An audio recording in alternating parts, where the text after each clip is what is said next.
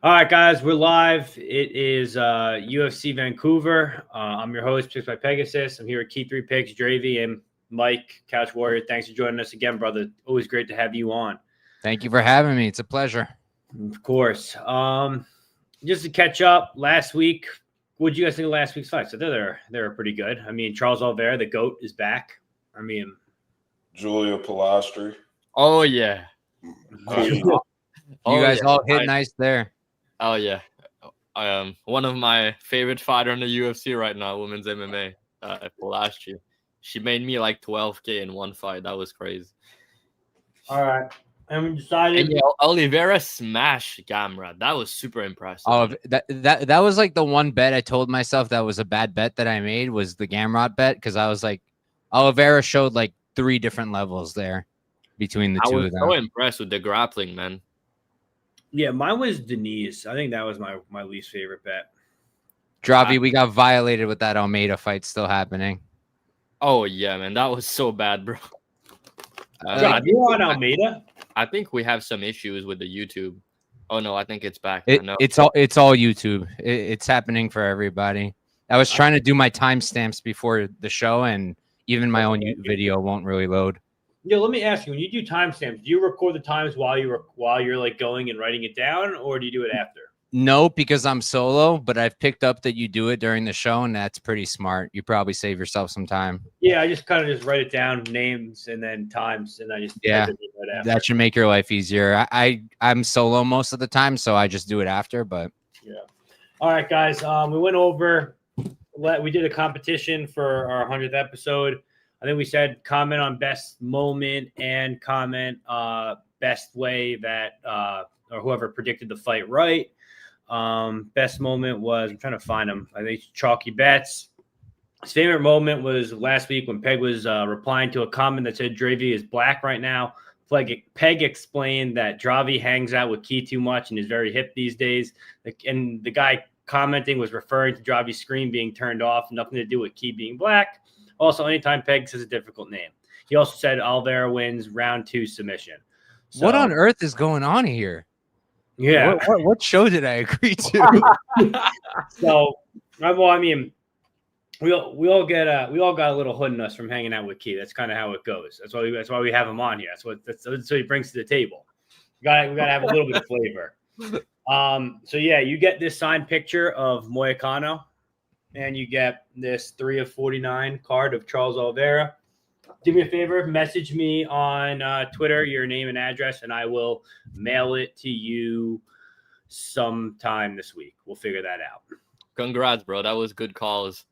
Yeah. I can't believe I played an over in a Charles Oliveira fight. I'm like, fuck me, man. All right. If you lean Gamrot, if you bet the over, it kind of makes sense at the same time. That's kind of what I was thinking. I was thinking betting the over was probably a better bet than betting Gamrot like I did. I thought Gamrot was going to have a little fight in him and make it last until like round 3 and then get finished, or 4. Yeah, honestly, the way he handled Gamrot on the ground was so, to me, was he bullied him. He bullied Gamrot, and we've never seen anyone really bully Gamrot before. So, I mean, dude, Charles is still Charles. There's no other way to put it. All right, we'll take a look here. We'll get right into this. First fight of the night we have is Tanara Lisboa versus Melissa Croden. Lisboa 7-3, Melissa Croden 6-2. Odds on these two ladies, you got Lisboa plus 105 to plus 110. You got Melissa Croden minus 125. Looking at this real quick, Lisboa, decent rating, I would say. Nothing special. Croden, nothing to show for us. So obviously we're going to say Lisboa wins the foot contest. Who wins the actual fight, Key? Who do you think? Yeah, here I lean Croden. I think that here, if you got early Croden dog money, is probably a good bet. At this point, it's probably a pass. In this fight, I think that Lisboa is solid, but she is awful on bottom on the mat. I mean, poor decision making, can't get up. I mean, she's just a fish. Offensively, it's weird because she actually has shown some good flashes on top, but on bottom, she is just absolute shit. At range, I think Lisboa does have the chance to bonk Croden. And we have seen Croden hurt multiple times before. In the Jacqueline Cavalcanti fight, she died like 3 times and resurrected. It ended up winning a round or two on judges' scorecards in that fight.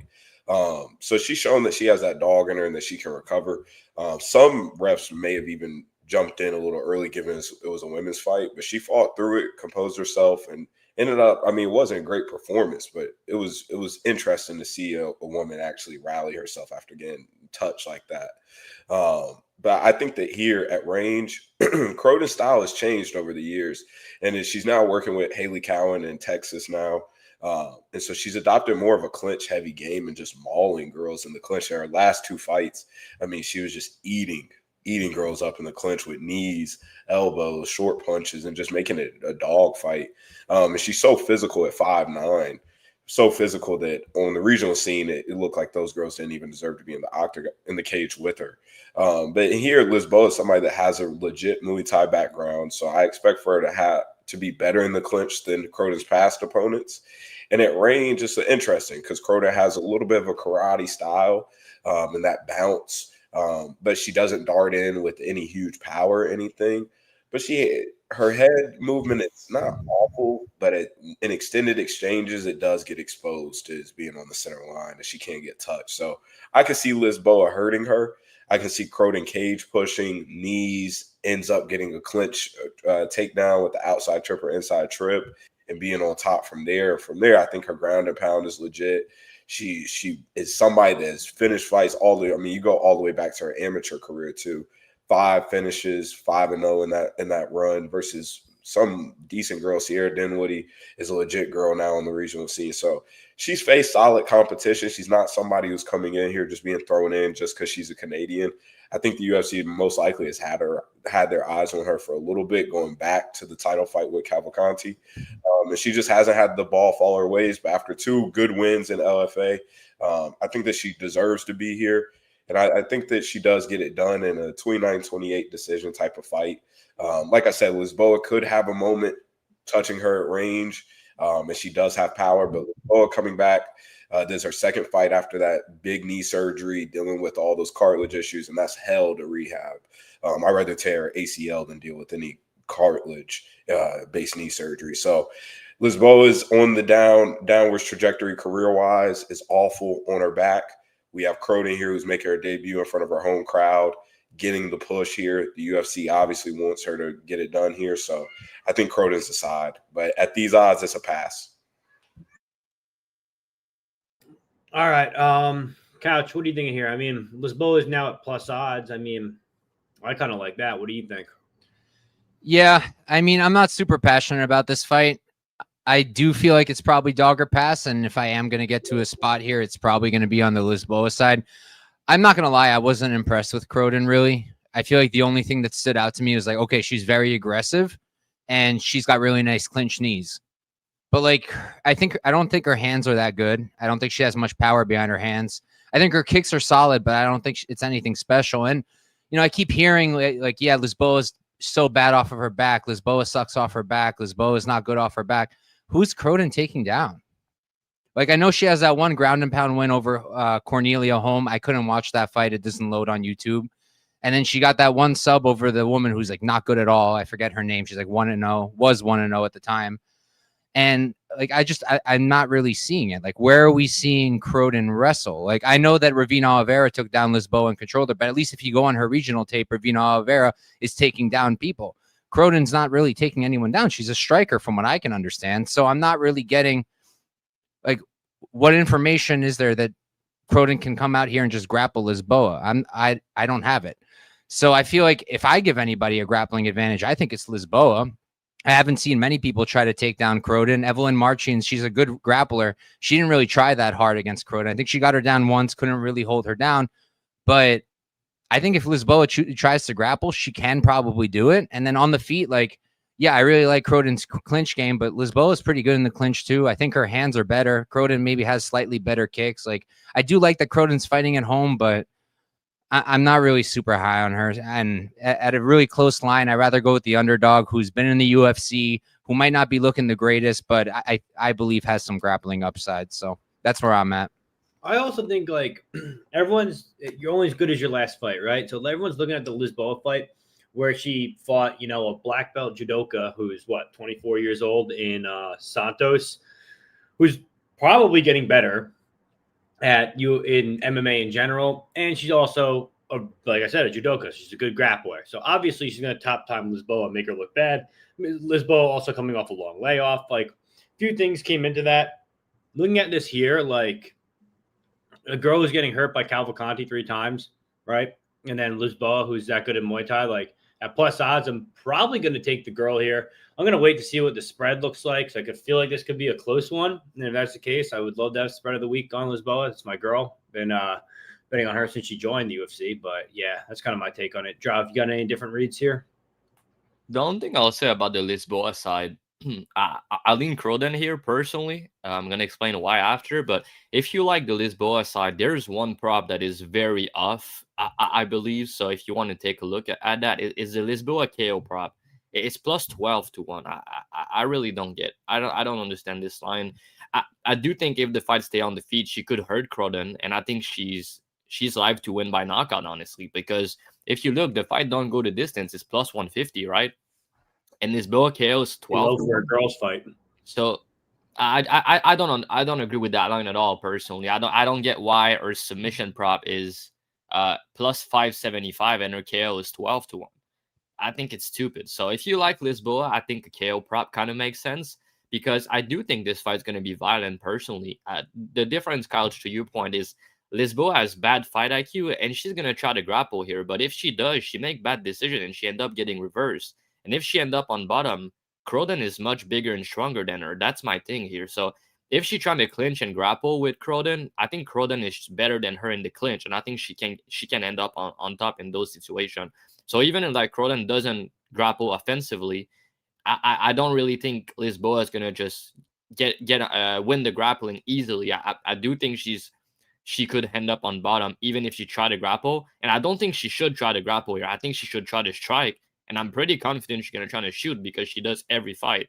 And there's some bad look when she grapples. She makes mistakes. And yeah, I mean, if Croden shoot, I don't think she's going to like shoot classic double leg takedowns and stuff like that. I do think it's going to be takedowns from the clinch because she's really good in the clinch. She has good knees and she's strong in that position. So if she get a takedown, I've seen her go for a couple takedowns on tapes, but like you said, she doesn't wrestle a lot.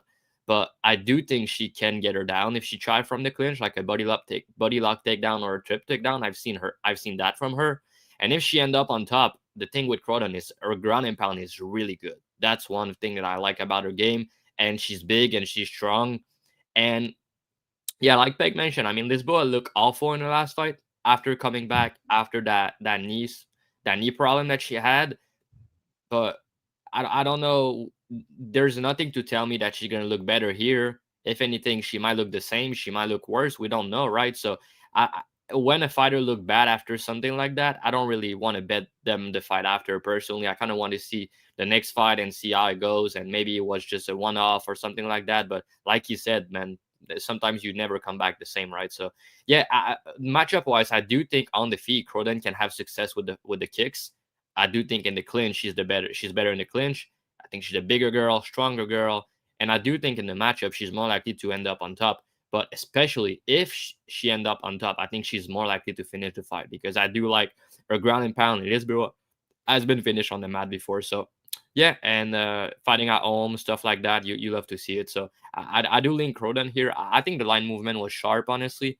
I think Croden around minus 150. Minus 125 to minus 150 makes sense based on the size, based on I think she's more likely to finish. I do think that she's more likely to end up on top. And I think on the feet, even though Lisboa is better, like I do think Croden can have success as well. But the clinch game is like a big part of the fight. And I do think she's going to win the clinch at a high clip personally, even though Lisboa is not bad in the clinch. But I just think Croden is really good there. And yeah, that's basically my thoughts on it. But yeah, Lisboa KO. If you like the Lisboa side, I think it's really I think the prop is really off because like you guys said, I mean, Croden has been hurt before. She's a dog though. I'll say that she's a dog because the Cavalcanti fight was not a good look in round 1, but she came back in the later round and make it kind of close at times, after almost dying 3 times in round 1. So she has that dog in her. I got to give her some credit. And the same thing can be said for Lisboa, unfortunately. So, yeah. All right. So comments real quick. Let's go Canucks. I guess I think that's Canadian. I take it. Couch the real one. Hey, already are happy finishes parlay. Jewish, what's happening? Yep, we're glad the hostages are home. YouTube acting weird for anyone. Kind of went through that. I think it's supposed to be back. If you guys haven't already, go on X. I thought I put the link in here somewhere. Drew Dober fight week. Yep, that's going to be an interesting one. I guess everyone's saying it's working on X right now. Oh, yeah, here it is. I pinned it in here somewhere. Yeah, I think it's tough to say how they're going to be. Lisboa, easy. Let's see. Lisboa look washed. That's fair. Uncle Weezy, thanks for joining us, brother. We appreciate it. What's up, Weezy? 32 is not old for a female. I will say that in women's MMA. Injury is a bigger part, though. Yeah, and she's 34, Lisboa. Oh, well, look at that. I'm still not old. I think like 38 is where they start to decline. Hey, Couch, have you seen Dogfather? He gets lost sometimes, Steve. Yeah. Split decision, free money. What do you guys think? I mean, I don't know about free money, but like it could happen. Yeah, it's plus 500. I mean, if you go Plus to 500 seems low for a split decision prop. It's all for WMMA. It's usually worse. Like yeah, I remember, like or something normally, right? Yo, what's like plus 250 or 300. Yeah. What's the spread on Lisboa? Does anyone know that? I don't think it's out yet, but I don't know what price you expect. The line is pick 'em, bro. So it's gonna be chalk. They make mistakes on those all the time. YouTube's good to go. All right. Next fight, we have Azamat Bekoev versus Yusuri Belgaroui. Belgaroui? How do you pronounce that? Belgaroui. Belgaroui. Babyface assassin. He looks like Antonio Tricoli. Belgaroui versus Bekoev. Bekoev's 20-3. Belgaroui's 8-3. Odds in these two gentlemen. Bekoev is minus 290. Belgaroui is plus 245. Couch, I'm having you go first. I mean, Azamat's the better mixed martial artist. He's probably going to win this fight, right? I mean, yeah, like I think he's going to win. It's an interesting matchup, but like just a little bit of narrative for you guys. Like if you guys remember Belgaroui when he fought on the Contender Series the first time, it was against Tulio, and like he was the A side for the UFC. They wanted Belgaroui. They did not want Tulio. They wanted Belgaroui. They were trying to build on that whole kickboxer chases the other kickboxer up the rankings. They had that with Pereira and Izzy. Then they tried it with Belgaroui. They tried it with Cesar Almeida. They tried it with that other Russian dude who Vakitov, who's very good but didn't want to fight for $12,000.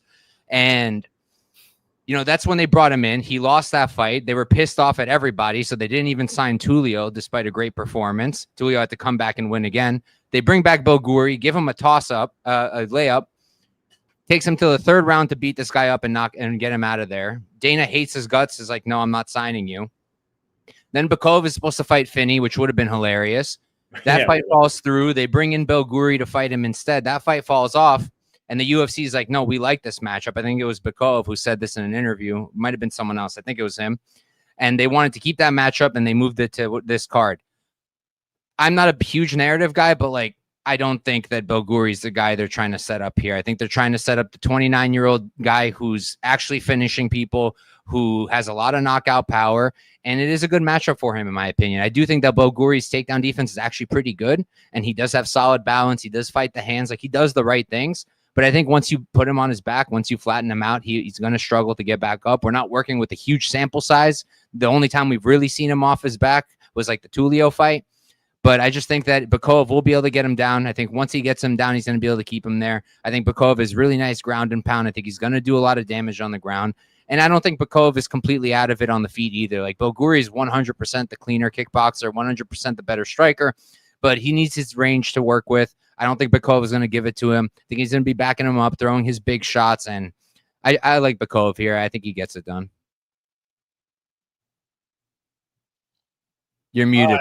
I know. All right, Dravhy, I know you have a disagreement because we saw how bad your Twitter post was. Tell me why you think you'd even waste money on this guy who's got hair in his picture now, but he's bald.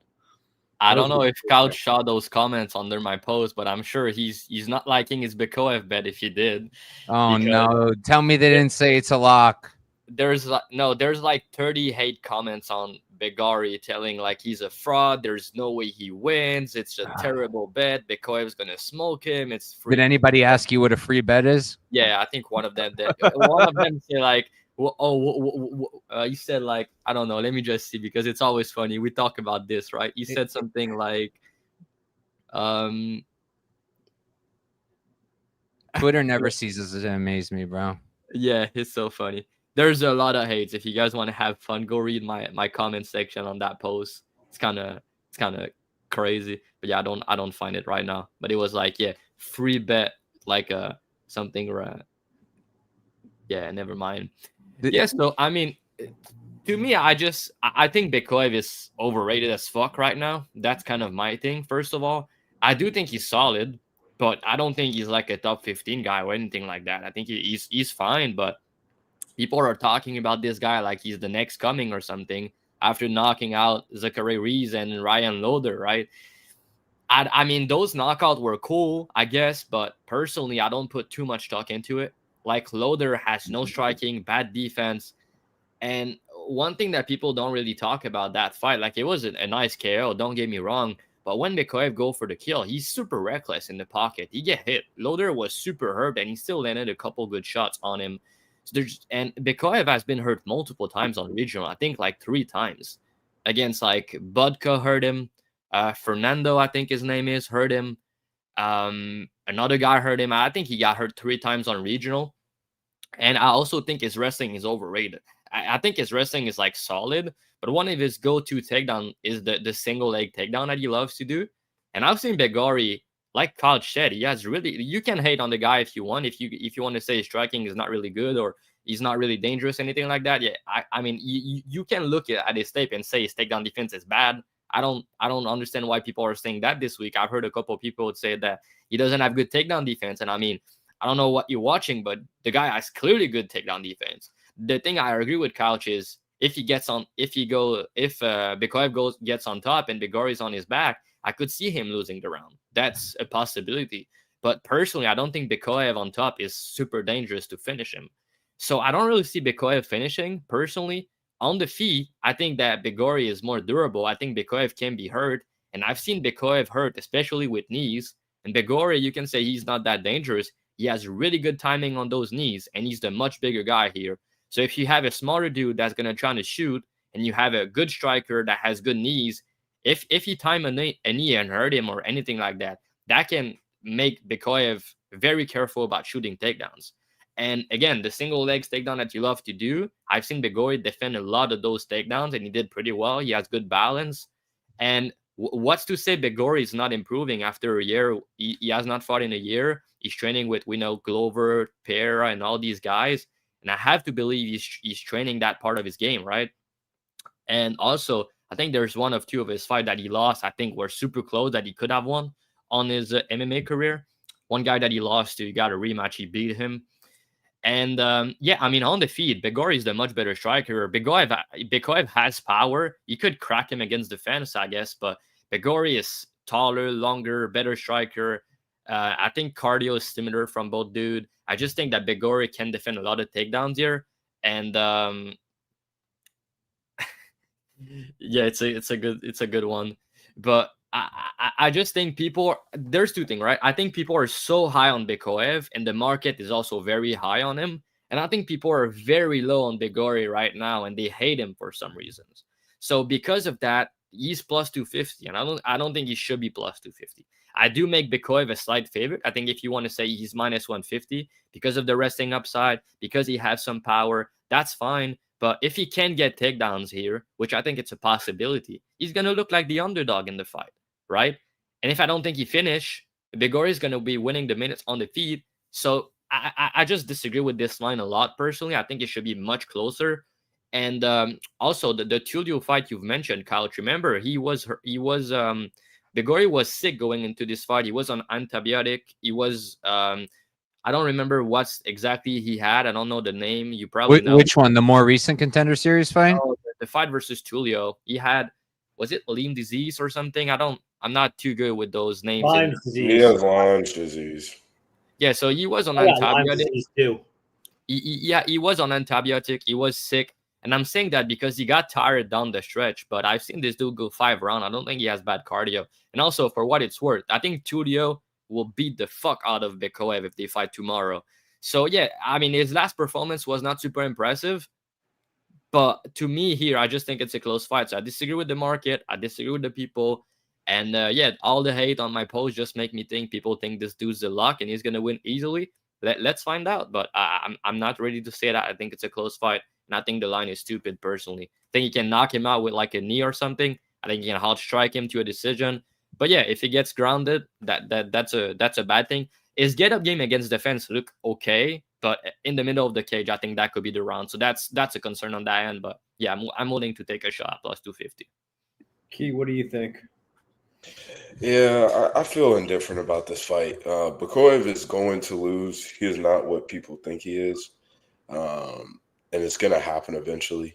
The red flags were there on his regional tape. And he's kind of just high rolled this year facing fucking, I believe, Zach Reese and Loader.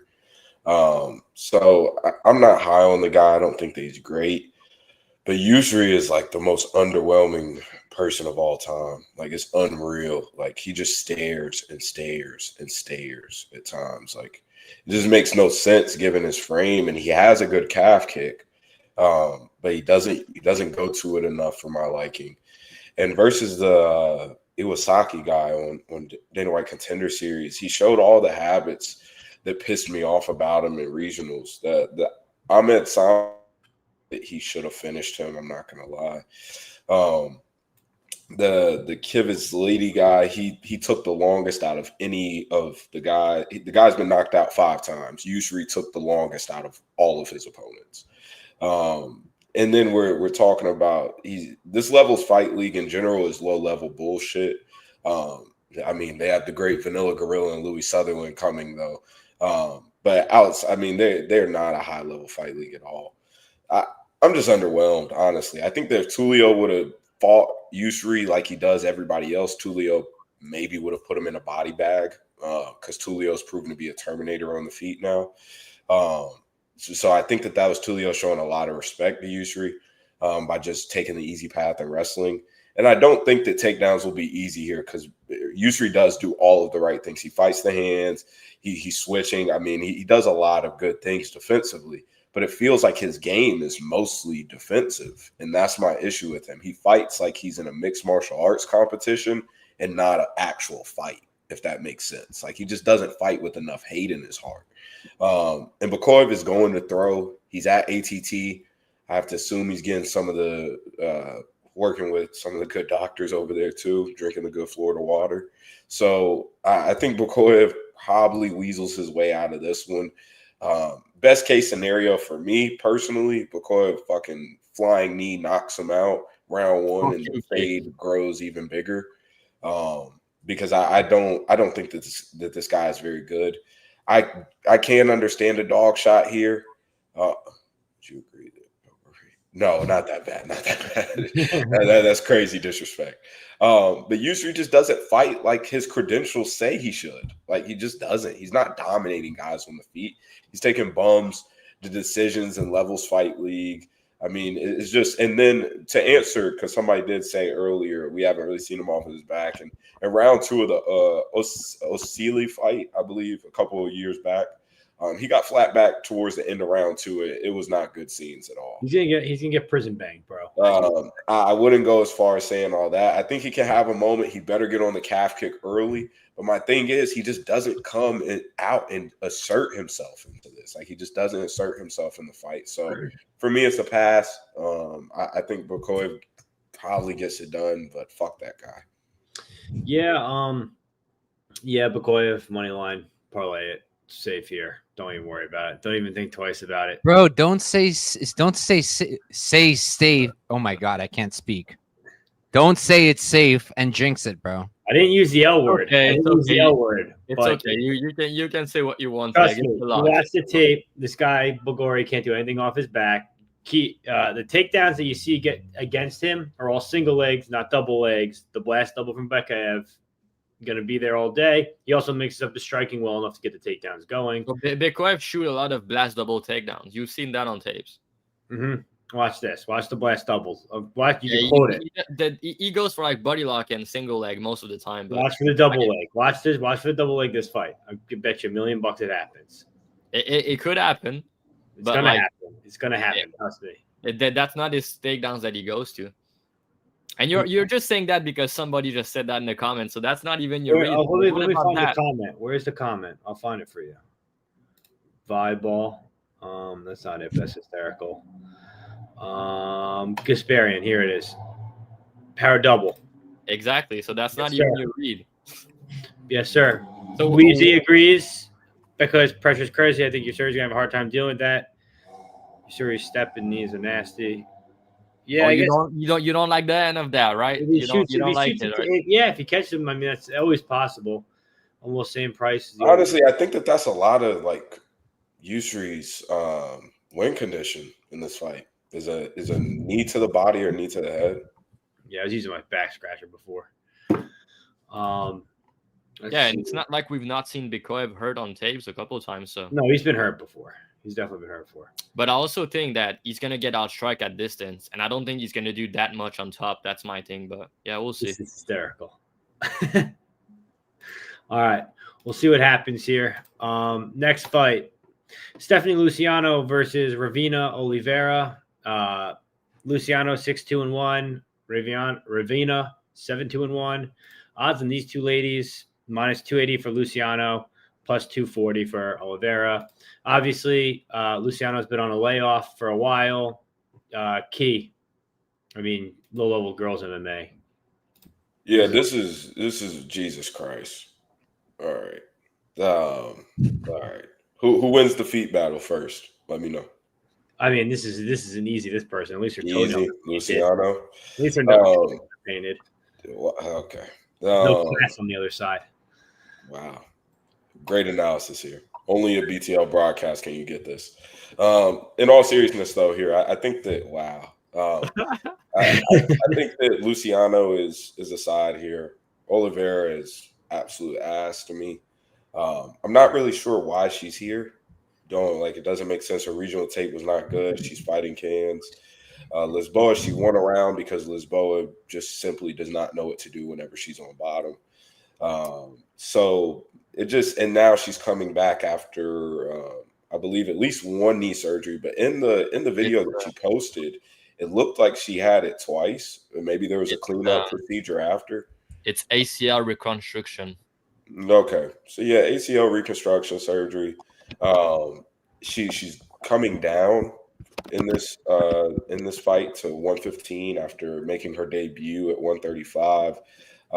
And to be fair, this is probably the correct weight class for her.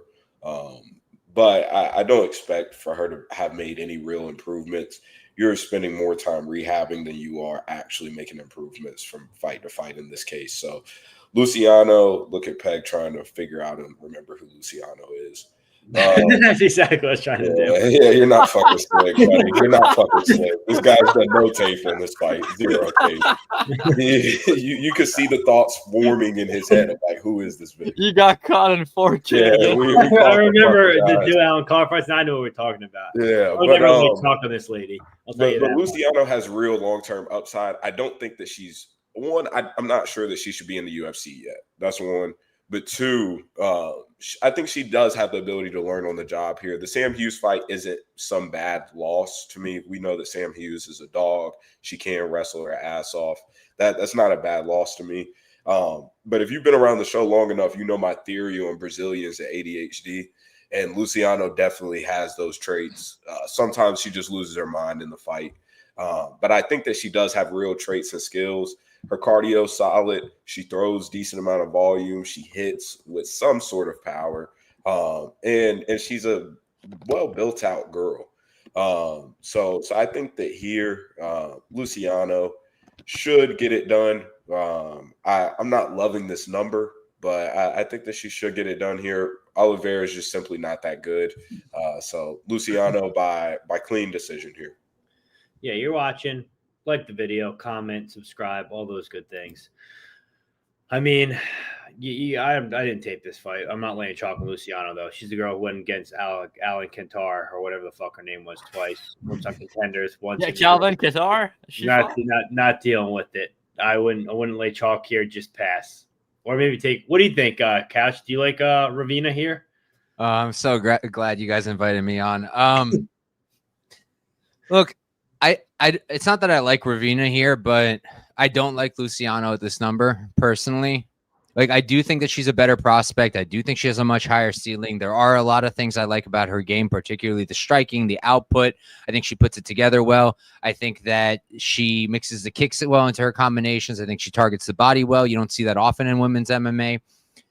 But I think she's still really green. I feel like she is a little bit weak, and I do think that she can be controlled in the clinch. Like, we don't have a lot of recent stuff to work from because 2 of 3 of her more recent fights are against Alenkar, who's tiny.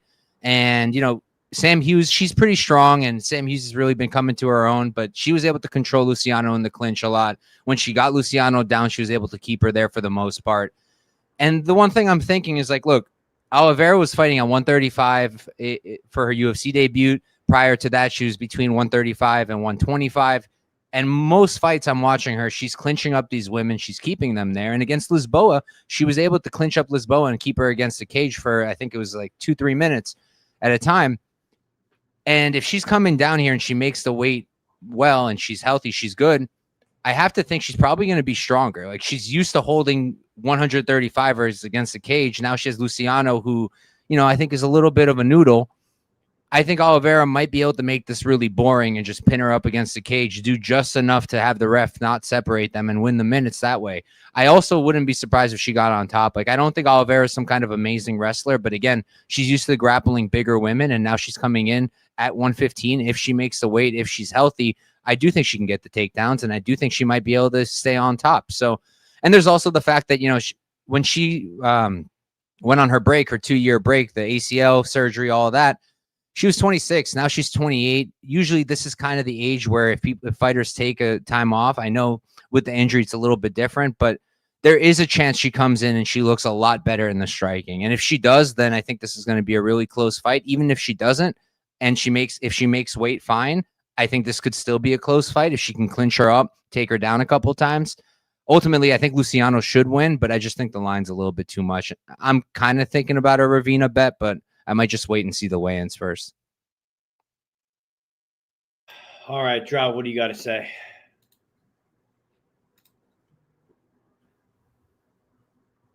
I'm muted. So my thing here is I think Luciano's going to triple her up on volume. Like, she did attempt 200 significant strike in her last 3 fights. It's pretty high volume for women's MMA. It's really good. Like, even though she doesn't have that much power, she can be taken down. I think her takedown defense has looked a little bit better, and her get-up game, I think, is solid. And it's not like she's going to get finished on the mat. And personally, I just, like he said, I don't rate Oliveira either. I don't think she's good, personally. I mean, yeah, she could maybe clinch a little bit, maybe get a takedown or 2, but I don't think she's going to compete much on the feet. And the ACL thing, that it's a big thing for me here, personally. When you come back after 2 years away, you're dropping down 2 weight classes. The first time you fight at strawweight, you're coming back after a big injury in your knee. She can come back here, look improved, yes, but she could also come back here looking like shit. So, and I don't think she was good in the first place. So I do think Luciano is going to win pretty easily here, probably like a 30-27 decision. All right. Take a look at the comments real quick. Does it make sense? Try and go for a single based on his frame. Yeah, he's too long. That's the last fight anyway. Yeah, Weezy, I didn't realize you guys had a feet bit going, but honestly, if you guys want to get together and do like a full panel feet show, wouldn't be opposed to that. That might be the best idea Peg has ever come up Just with. let me know if you're interested, guys, and we can probably set that up. Nixon Silo's feet. We kind of went through that. What's happening? Another Canadian guy. Luciano, fuck Kadar, man. People forget. Yeah, People forget, man. yeah, that was messed up. Luciano should get this. Believe us, a cutie with those great cheekbones. Oh, we don't bet with our eyes, Daz. All right, the over 2.5 is. I always do that mistake when I'm trying to look into burn tapes, but it is what it is, right? Over seems fine. Hold up, what did Dravhy just say? What about?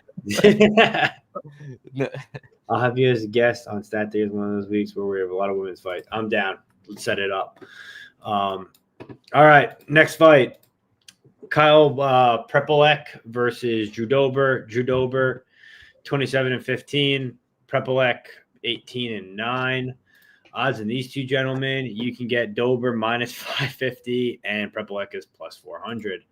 Drew Dober at minus 550 in 2025. Dravhy, are you ready for that experience? Yeah, you probably have him in a parlay or something, right? No, I didn't touch him. I didn't touch this. Yeah. I mean, yeah, I don't have nothing to say here. It's just a pass. I mean, I can't trust Dober. Prepolec never been KO'd. He's okay, but I mean, I don't think he's really good, honestly. But Dober should win, but I don't have interest in this fight. All right. Couch, anything different from you? Yeah, I mean, I'm not super passionate. I just feel like the one thing that was kind of keeping Dober going and what made him special was his durability, because he doesn't have like phenomenal defense. He's not like a great wrestler. He's not a super technical striker. He's just a guy who's super durable, or used to be super durable, could move forward and just land the bigger shots. The durability is starting to go, but I still think he's better than Prepolec. If he chooses to wrestle, maybe he can get some takedowns. I don't think Prepolec knocking him out is off the table, but I don't have much interest here. All right, Key. Yeah, zero interest in this fight. I hope Dober gets a knockout so he can stick around though. Yeah, Drew Dober by KO. Pretty straightforward. Probably round one. I don't see why not. A lot of people gave Prepolec, credit for what he did with BSD, but I don't know. I don't put much into it. It's kind of a weird fight in general. Dober KO1, sub plus 850. What's happening, Fight Talk? Appreciate you joining. This fight is Dober takes Dustin Poirier's KO record. I didn't realize he's going for the KO record. That's Frevola subline. All right, next fight. We'll just move on here. Next fight. Danny left hand to God Barlow versus Jourdain Santos, Shakur Santos, however you want to go about it. 10-2. Danny Barlow 9-1. Left hand to God. This is him up a weight class. I believe they're at 185 now. Line on these two gentlemen, we got Danny Barlow minus 300. Jourdain Ribeiro, it's almost like DiGiorno, plus 250. Key, left hand to God, our boy. He's let the hood down once, so we're going to let him let the hood down again. I think that he should get it done here. I think the Barlows, he's backed by some of the same guys that was backing Ryan Spann through his career in Tennessee, I believe. But Barlow I don't think it's a smart move to go up to 185. He wasn't some huge 170 guy. I think that there was probably better ways to manage that weight and make sure he could get down. But he will be the faster guy at this weight class. And so I expect a pretty wide speed. I think he just froze. Huh? You froze when you were talking about speed. It froze. My bad.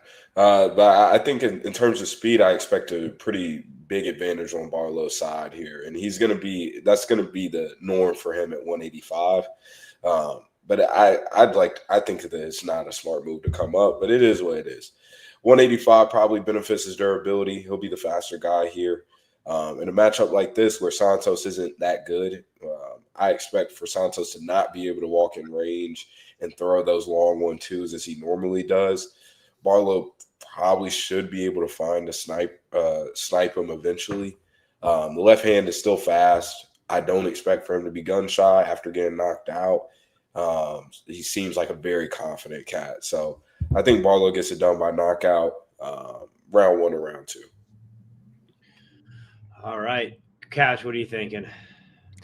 Yeah, I tend to agree. I'm not much of a Barlow guy. I faded him, I think, like all his fights. I'm pretty sure I bet on Quinlan against him. I bet on Patterson against him. I bet Veretennikov against him. I never want to hear the name Veretennikov again after his last fight. Your But, guy. huh? Your guy. You used to like him, Veretennikov, Dude, right? I used to like him, yeah, until he came out there, and I had. I'll go on too long if I start ranting about that performance, but it's just crazy, dude. How many guillotines did he go? Okay. Anyways, Danny Barlow, I am a little curious, like why he actually moved up. I haven't listened to his interviews. I don't know the exact reason, if the cut was hard or what it was, but I don't hate it. He's looking beefy. I was looking on his Instagram, like he doesn't look like chubby or anything. He just looks like he got big. He looks like he's filling into the weight class well. And I do feel like he's one of these guys who moves up and the power doesn't only translate, but it gets better. And he already hits really hard. And the thing with Santos is like he's fine. And like it's good that he went to American Top Team, but he's been at American Top Team what? Like months? He hasn't 5 months, 6 months. Like he hasn't been there a year. He hasn't been there that long. And I just don't like what could they have possibly taught him in 6 months that's going to change anything that crazy? Is he going to come out here and take advantage of the one hole I think Barlow really has is that I think he's green on the ground? No, I don't think Santos is going to grapple him. And then, like, can he, like, win a decision by just doing more? Yeah, maybe. But, you know, it's hard to tell with Barlow because sometimes he throws a lot of output. Sometimes he doesn't. Then he says his hand was broken in the fight. So I don't know. But I think Barlow will compete with the output just based off of the fact that Santos is super hittable and is going to be constantly giving him those shots. And it's not going to be hard to rack up the output. And also, like, if Ozzy Diaz is jabbing and 1-2ing you into oblivion over and over again for 15 minutes, why can't Danny Barlow do the exact same thing when he's got a great jab, he's got a great 1-2, and he's got a nasty left hook too, left hand to God? Santos is going to be giving it to him all day, and I don't see what American Top Team could have fixed about his striking defense in this short period of time that's really going to change things for this matchup. So I do like Barlow. I think sooner or later he knocks out Santos, and if not, he wins a damage-based decision. Yeah, Barlow's I think a pretty easy click for me as well. I like that he's at a real team now. This will just be a good this will be a character building experience. I wouldn't necessarily bet on it, but I'm just going to be happy to, watch and see if he progressed at all, see if we see anything different from him, see if some of the things are cleaned up. His head movement kind of sucks. I mean, we've seen him kind of slow down, and there's a chance that this guy Santos swamps him, but I don't know how likely that is. But yeah, I don't know. Barlow or pass for me. What are you thinking, Dravhy? Yeah, Santos slowed down himself in his last fight, though. I don't think his cardio is all that, but it was a lot of volume. Didn't he throw like 100 punches in 2 rounds? Yeah, or something like that? He did throw a lot, but it's because the guy in front of him was a punching bag too. Super low level fight, by the way. I mean, to go to war with Diaz and not knocking him out is a bad look, but to lose to him and getting hurt, it's not great, man. I'm looking at my results. I have a perfect read on Barlow, and I made a ton of money on him. I bet him on the Dana White Contender Series against Forrest as an underdog. I've bet him big against Qileng, minus 175. I had Sam Patterson big as well at plus 270. And I had Barlow against Veretennikov at minus 300. That's like the only bad bet that I've made, I think, so far, even though he won. And yeah, I think he's going to get this one done. I do think that he's such a sniper. And I don't think he's going to have issues finding his shot here. And I don't think Santos is going to be able to handle the speed difference. And I think that the power is going to be too much. It's going to get to him. I think left hand to God is going to be back with probably a highlight reel knockout this weekend. All right. So that's pretty much everyone here. Barlow here. Damn, who wears the do-rag better, Key or Barlow? Kind of pissed he left me off of that. I got a good photo of me in one too. Remember when we did the Silky show? Remember that, Key? That was a good time. I do remember. We got to break that. We got to bring that back. I still got my money Silky over there. No pauses for me. I think we got Couch on one pause already. No thank me God. Weight change. I bet Kyle. Hope he K. I don't know if you're why I would not be betting Kyle. That's crazy, Daz. That is crazy. All right, next fight, Bruno Silva, Hyung Sung Park, peace of mind, 10-1. Bruno Silva, 14-7-2. Odds on these two gentlemen, you can get Hyung Sung Park, minus 220. You can get Bruno Silva, plus 185. Dravhy, I'm having you go first. you tend to, either bet on Bruno Silva or bet against Bruno Silva pretty well, I feel like. So, I mean, is this a walk in the park, or is Bruno Silva going to figure out a way to win here? He's gone. All right, and he messed up my fucking word play. All right, Couch. Is this going to be a walk in the park, or is Bruno Silva going to win here?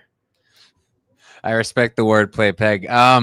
I'll be completely honest and full transparency. I didn't tape this fight, not yet, but It's needed. It's Park. I already know. You don't need to explain it to me. Pre-tape, I don't understand the line at all. I know Bruno Silva is not the most durable these days, but again, against who? And even then, he made it until the third round, both against Manel Kopp and against Joshua Vance. So I don't really see Park as some kind of crazy power puncher. I mean, his only UFC knockout is the legend Shannon Ross, and that doesn't really mean all that much. And he's a good grappler, Park, but is he gonna out grapple Silva to the point where he should be 70%? I don't really see that. So I gotta tape it, and I have to see where I'm at. But pre-tape, it's dog or pass easy. I wouldn't lay the chalk here. All right. I would lay the chalk. Here's the reason why. Nothing to do with the striking. I think striking's fine from both guys. We've seen Park hurt a few times, which is a little bit concerning. Size-wise, Park's going to be a lot bigger. Park's also going to get his grappling going, and that's kind of the way you beat Bruno Silva is by wrestling him, and he's going to be the much bigger guy. Probably grapples him for, I don't know, a good amount of time here. Probably wins that base decision. So, I guess if you go of that thought process, yeah, I guess money line's wide. But it's kind of coming in. So I think we wait and see. Let's see if we can get Park under minus 200. People keep betting Bruno Silva as a big dog and kind of take it from there. Key, what are you thinking? Yeah, I'm not trusting Park at these numbers as a guy who gets dropped all the time. I mean, 3 out of his last 6 he's been dropped in. 2 of those being road to UFC fights, which is fucking nuts. Bruno Silva, if there's one thing he does, he has pop, and he's a finisher. So I'm not willing to play Park, a guy coming off of getting absolutely dismantled in August, to now against one of the biggest hitters in 125. I think it's clear dog or pass. Bruno is not somebody that I'm excited to be backing as a dog, as I do think that he has some not quitter tendencies, but he's just not good as the nail. I'll put it like that. I think Durden was absolutely frying him, and if he does not get that uppercut, I think that Durden goes on to completely swamp him in that fight. So I think that he kind of high-rolled that. And then Manel Kopp and Joshua Van, I mean, that's just not – those are not comparable fights to Park here. So for me, it's Silva or pass. I'm not running to play Silva as he's gotten his ass whooped, I mean, embarrassingly. The past, I mean, those were soul-taking type of fights, not off of damage, but just completely outclassed by Josh Van and Manel Kopp. So I'm not sure how to feel or where his confidence at, but I think that he does have some upside here. He could have a moment, and it's not like he's a complete fisher or something on the mat. So we'll see here, but I think it's pretty obvious dog or pass. I would not be joining Peg with Park parlays here. Well, actually, he made a pretty good point. I don't really see a finish coming here. What's fight goes? Is that plus odds maybe? Because Bruno Silva's got power and Park's kind of got good sub game. If you don't think Park finishes him, why would you lay minus 200 on him? You think he's just gonna wet blanket him for 15? Wet blanket him, yeah. But who's done that? Who's done that to him? I don't know. Park maybe. Does it like all I'll say is the only time he got into prolonged grappling exchanges was back against Tagir, and he did well. He did well there, scrambling, defending. He got his own takedowns. So this is very interesting. But there's no way Peg watched that fight. You don't know. The over is minus 166 on BetOnline, but it's minus 110 on Bovada and minus 115 on FanDuel. You know Park as all finish minus 1 fight? Yeah. I understand that. But, I mean, if you think he's going to sub Bruno Silva? I think that'd be the most likely way. I mean, maybe he knocks him out, but I think it's going to become by sub. He's a better submission fighter. I mean, I agree with the boys, Peg. If you don't think he finished him, I don't know why you laid a chalk. But, I mean, I do think he could finish him personally. After taking a lot of damage like Silva did in his last 2 fights, and he's 35 years old at flyweight. Yeah, we don't do numbers over here. We just bet off vibes. It's not true. But yeah, I mean, if he didn't fight like at least one of his last 2 fights, like if he didn't have the Josh Van fight, I would be kind of willing to bet him. But at his age, after taking like a lot of damage like that and being dropped and hurt multiple times, I can't really get there. But at the same time, can I really hold that against him that he got style on by Cape and Van? do you know what these guys would do to Park if they fight? You know what I mean? I can't really hold that against him. And like you said, the thing that this dude had is he has big power for the weight class. That's the last thing to go when you get older. And Park has been hurt multiple times, man. So there's like 7-1 KO prop on Silva. I think it's not a bad look. My only problem with that is if it happened like the Tyson Nam fight where he dropped him and you go for the sub, that could be kind of annoying if you bet that. The ITD is like plus 4xx. I don't think it's bad. But at this point, you're like, if you drop him and he doesn't finish him, why not take the money line when he's plus 200, right? So that's why I'm not willing to rush to play that. But I do think he's a live underdog this week. I think it's probably a close fight, but based on career trajectory, I'm going to lean Park to get it done. All right. Yeah, back take could be there too. You could just backpack Bruno Silva as well. It's always a possibility. I don't know. Different ways to look at it. I don't have a bet on it yet. Probably not going to touch this one, to be honest with you.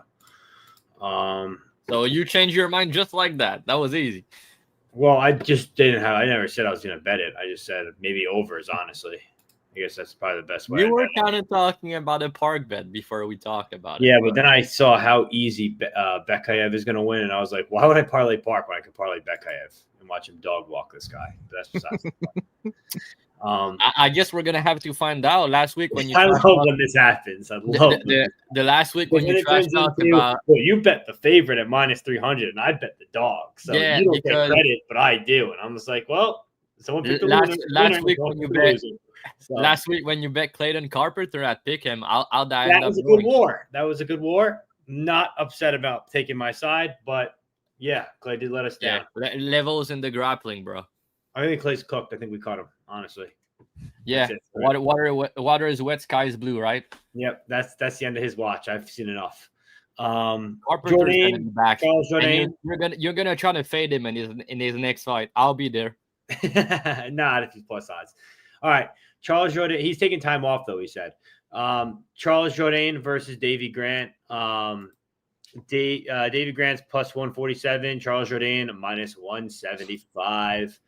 Dravhy, I'll let you go first because Jourdain's your boy. Congrats to his brother for getting into the UFC recently. I mean, I'm on Charles Jourdain.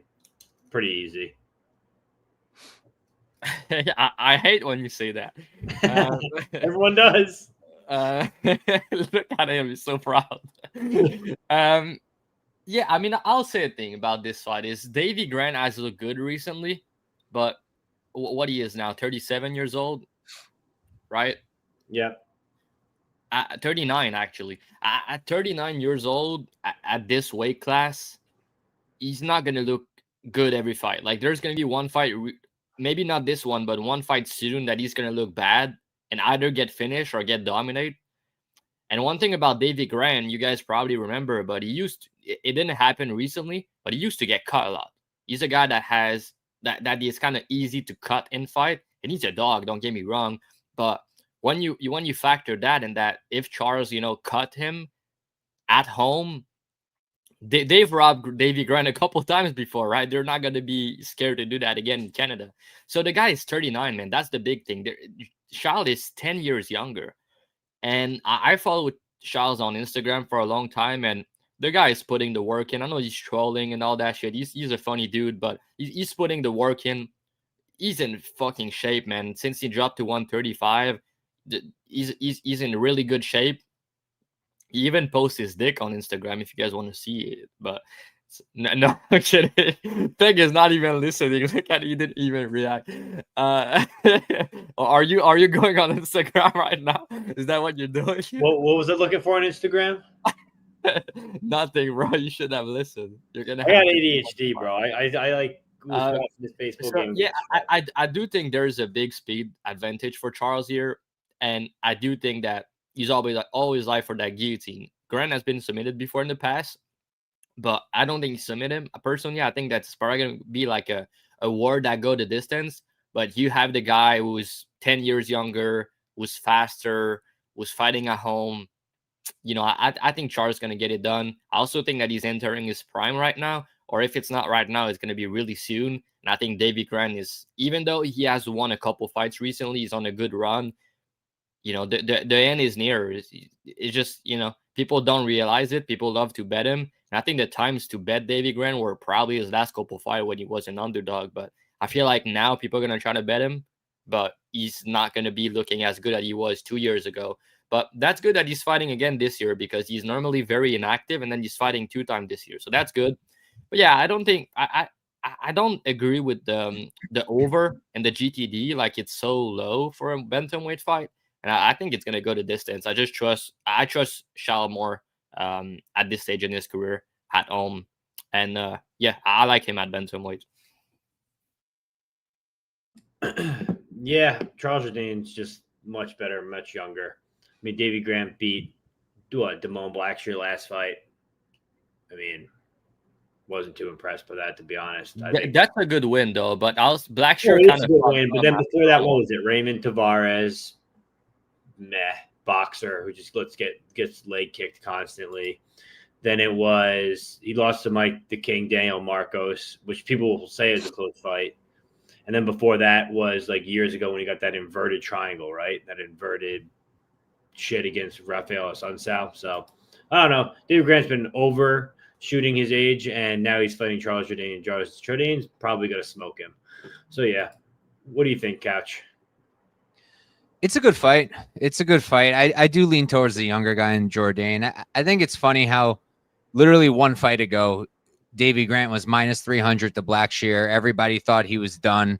And now everybody's saying, oh, Davy's a lock. Davy's the side. It's Davy all day. And it's like, I played Davy there against Blackshear, but it was almost fully narrative based. It was, I was listening to the interviews. I normally don't, but I was.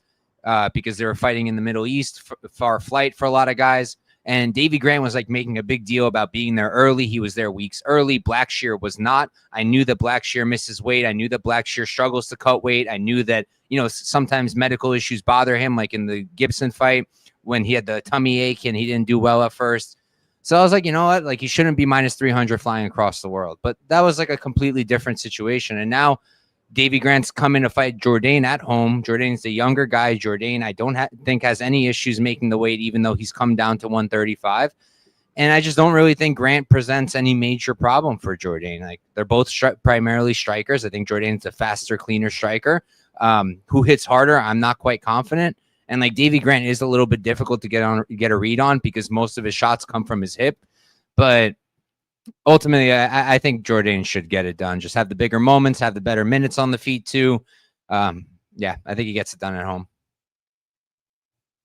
Key, anything different? You're muted. No, I think here, I mean, I get the Charles Jourdain love if you got an early number. But this number, I think, is kind of like pretty much correct. I think minus 150 to minus 175 range makes sense due to the dynamic in this fight. Like, they're both going to throw. Like, we're going to see a lot of strikes being thrown in this fight. And I don't – Charles Jourdain is not some showstopper on the feet. I'm not going to act like he's going to just, like, run through Davy Grant or some shit or chin him. And honestly, if we just take a look at, I mean, these wins on Jourdain's record, he's a cool guy, very fun and exciting fighter, but realistically, Victor Henry is the only win that I respect on. And I will say the dude Choi back in the day. But out of these past 5 years, it's not like he's beating high-level competition or something. So to sit here and act like he's just levels and levels above Davy Grant, I think is a little too much. So I do think Jourdain gets it done. I think that this line is about right.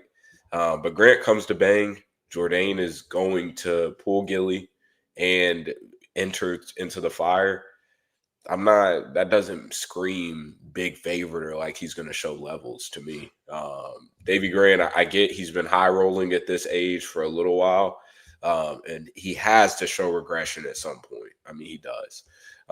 But the guy is just an old school fighter. He loves to fucking bang, and it's obvious. So Davy Grant's never out of a fight. We saw that in the Sun South fight. He's never out of a fight. I think that Davy Grant can get big moments here. We've seen Charles hurt before. I know at 145, and now this being at 135, and him, I think it is a good switch for him in general to be at 135. But Davy Grant bangs, and so I wouldn't be surprised to see Jourdain get hurt here. But I think that the speed advantage early is going to play pretty big. Round 1, early round 2, Charles is going to have a lot of success. I think Davy Grant, if you're looking to get on Davy Grant, I think a live bet, it makes sense. I'm hoping he gets rolling downhill in round 2, round 3. I think that's his path to victory in this fight. I missed that pause, but yeah, I was muted. So you saw me say it, but didn't say it. Whoa. What did I say? You said you wanted to get on Davy Grant.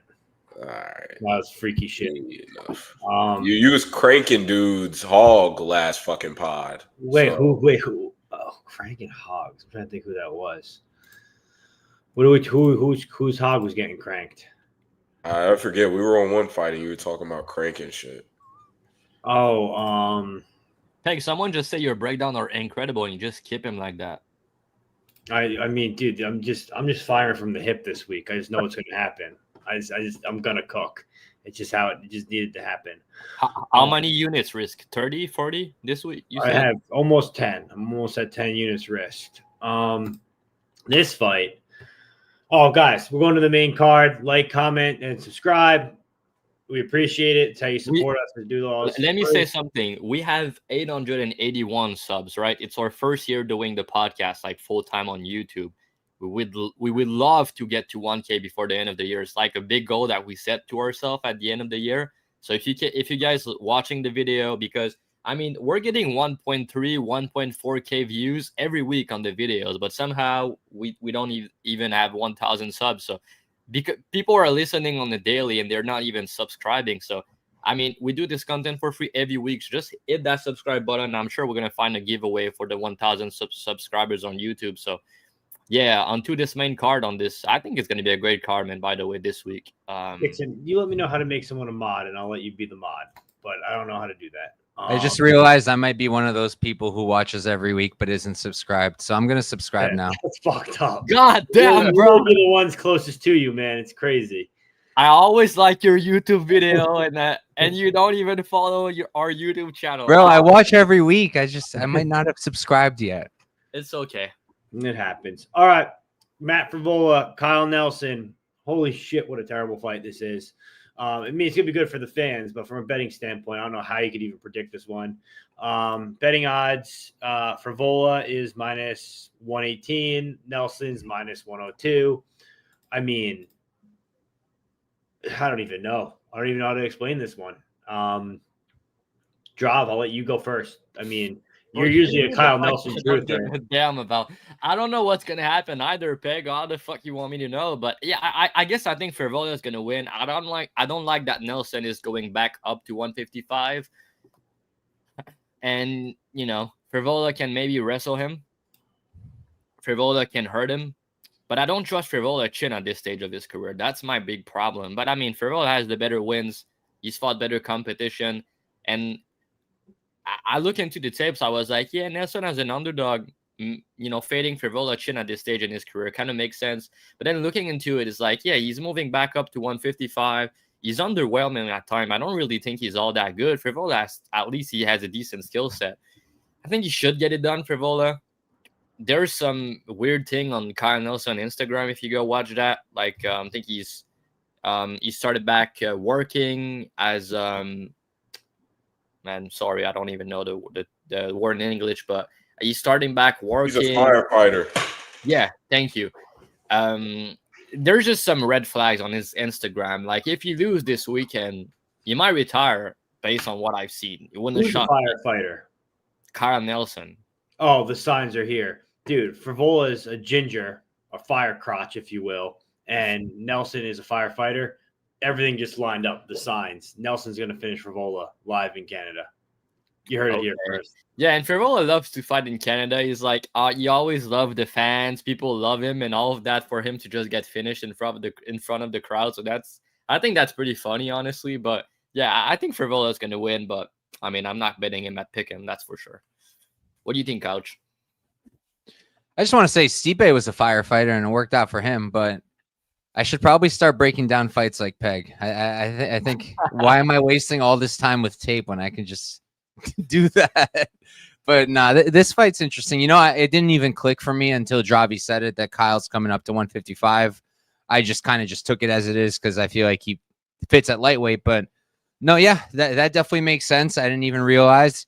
And I'm just not super passionate about this fight. I am a little biased. I really like Frevola, and Nelson is just another fighter for me. I never really felt any way about him, negatively or positively. But he's solid. I do think that if someone's going to get a knockout, I kind of lean towards it being Nelson. I do feel like he's more durable than Frevola. Both guys hit hard. Frevola could crack him. I trust Nelson's durability a little bit more. Frevola's been cracked on the chin so many times, and he is pretty hittable. So I don't love that for him, and he's taking a lot of damage. So I am a little worried he gets knocked out by Nelson. But I think if Frevola wrestles, he should have a lot of success. We haven't seen Nelson's wrestling tested all that much lately. You have to go back to the Builder fight where he did stuff to takedowns. You have to go back to the Billy Q fight. So he hasn't really faced the takedown attempts. And again, that was at 145. Now he's at 55. Frevola most likely will wrestle. It really depends on the game plan of Frevola because sometimes he's smart and he does wrestle, and sometimes he's not and he comes out there and he just swings and he either wins or loses. So I have a gut feeling Frevola might come out here and just swing and end up losing, but I'll lean towards his way because I do think he has the grappling upside. He's the natural 155er. So yeah, outside of I Frevola. wouldn't be surprised if Frevola wrestles here. He used to wrestle a lot. Now he doesn't should wrestle at all. Maybe he starts wrestling again. He was winning fights when he was wrestling. He's just so hard to trust to, follow a game plan. He just loves to fight and bang. That's the issue. But I mean, he should wrestle. I think he's gonna have success. And yeah. I don't think Nelson has ever won a fight at 155 in the UFC. Is like 0-2 or something. So he was better at 145. All right, Key, what do you think? Yeah, I don't think that it takes a rocket scientist to figure out here that Frevola most likely will wrestle. In his past two fights, he's been knocked out the last two fights, so I'm not expecting him to show up ready to swing dicks in the pocket because his confidence is low and his chin has been touched up the past two fights. And in those fights, he was actually wrestling, like trying to wrestle hard in both of those fights. BSD, he got 2 takedowns in that short span of time. And then against Ziam, Ziam was physically dominating him, Drav's boy. But Frevola was trying to wrestle there. So I think that he's going to continue to try to wrestle. Nelson, Drav makes a good point with the firefighter shit and all that. Seems like it not wanting to cut the weight to 145 anymore. It seems like we're getting closer and closer to the end of the road for Nelson. So I feel kind of indifferent about this fight. It feels inevitable that eventually they end up swinging in the pocket, whether that be after some takedown attempts. I believe that is the case. But I think that they end up in some sort of brawl or nasty fight. Kyle Nelson, I just, for whatever reason, I just don't like this guy at all. I know people in the comments have been talking about my hatred for some of these fighters, but Kyle Nelson, for whatever reason, I think it goes back to the Blake Builder fight. He fucked me there. Oh, in the Duo Choi fight, he fucked me. Yeah, he did. Yes. Yeah, he fucked me at the Duo Choi fight. Then I haven't liked him since. So that's what it was. So yeah, I think that the guy is a decent fighter, good athlete, but I think that this line is probably about right, given that Frevola's coming off of 2 nasty knockout losses. The Ziam knockout was hilarious because you hear Ray Long go screaming, turn around, and then right into a knee. Right. Yo, you know that happened last night with Freddie Vidal too, right? Yeah, go. Ray That's your boy, Ray Longo. In the face again.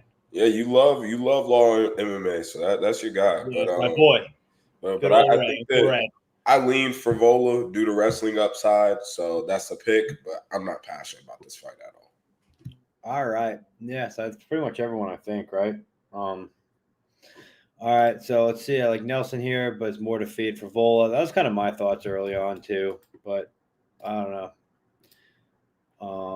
Firefighters tough as fuck. I don't know. Some people think they're tough. Some people call them land pirates. You decide. Funniest thing you've ever said, Peg. Thank you. The signs. Yeah. Probably not if you want to make money. I like the under here. Split decision. Nelson against Jai at 155. Is Matt sub live? No. You just Yeah, I just don't think so. Well, anyone that disagree?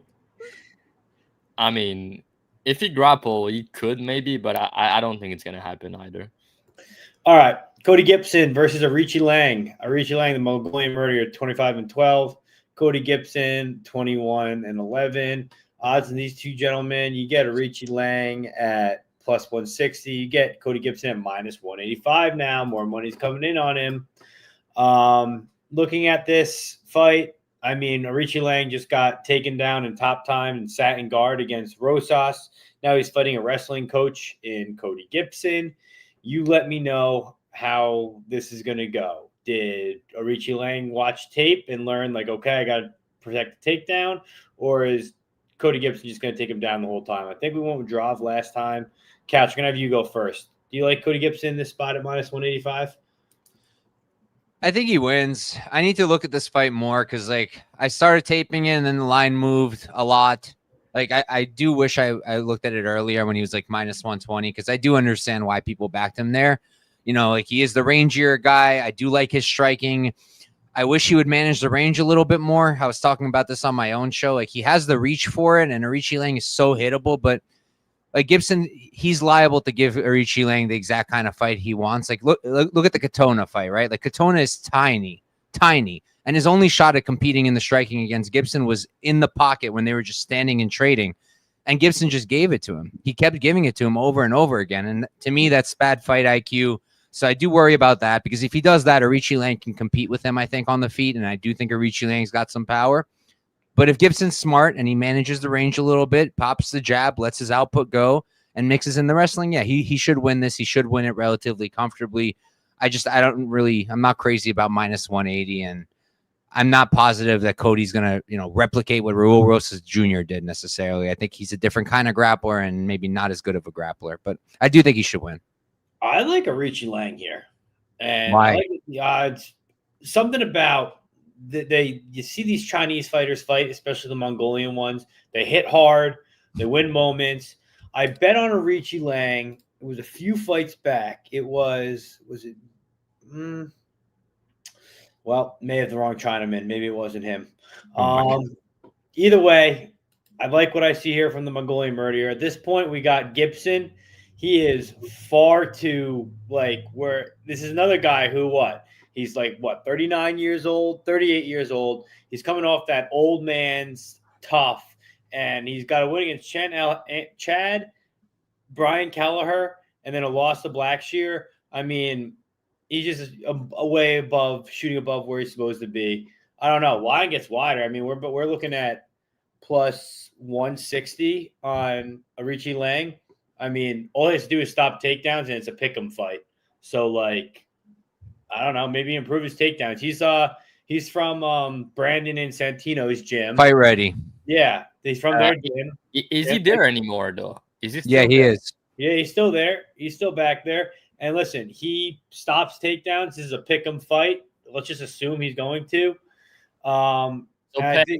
Based on your read, this is news to me.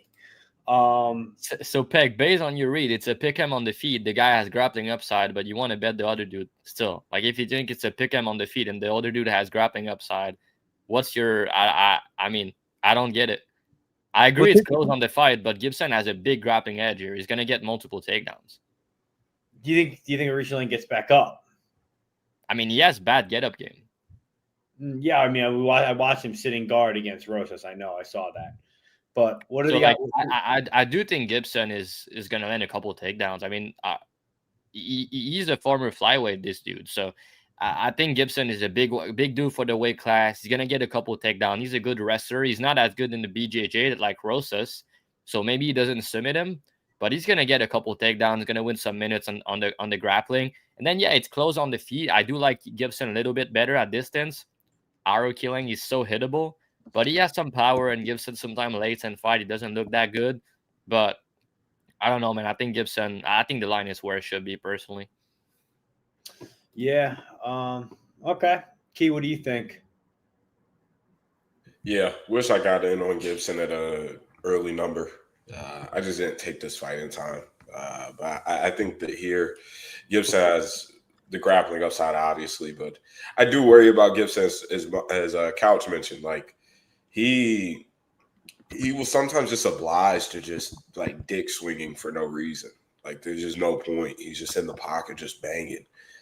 So I do think that there is chance that he gives Qileng the fight, the exact fight that he wants and needs, based off of his win conditions.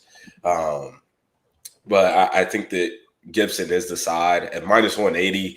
I'm not excited to back a 38-year-old man that doesn't fight smart against a guy who does have real power in the pocket, more power than Katona has.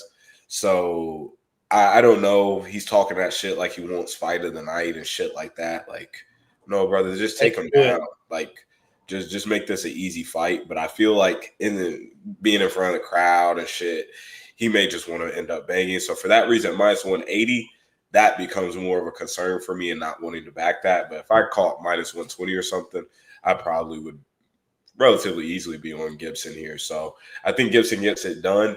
I could see it via wrestling. I could see it through being on the feet too. But Qileng does have more power and pop on the feet. I can see him hurting Gibson at some point. So for that reason, this number is a pass, but I think the early numbers are solid for Gibson if you got him.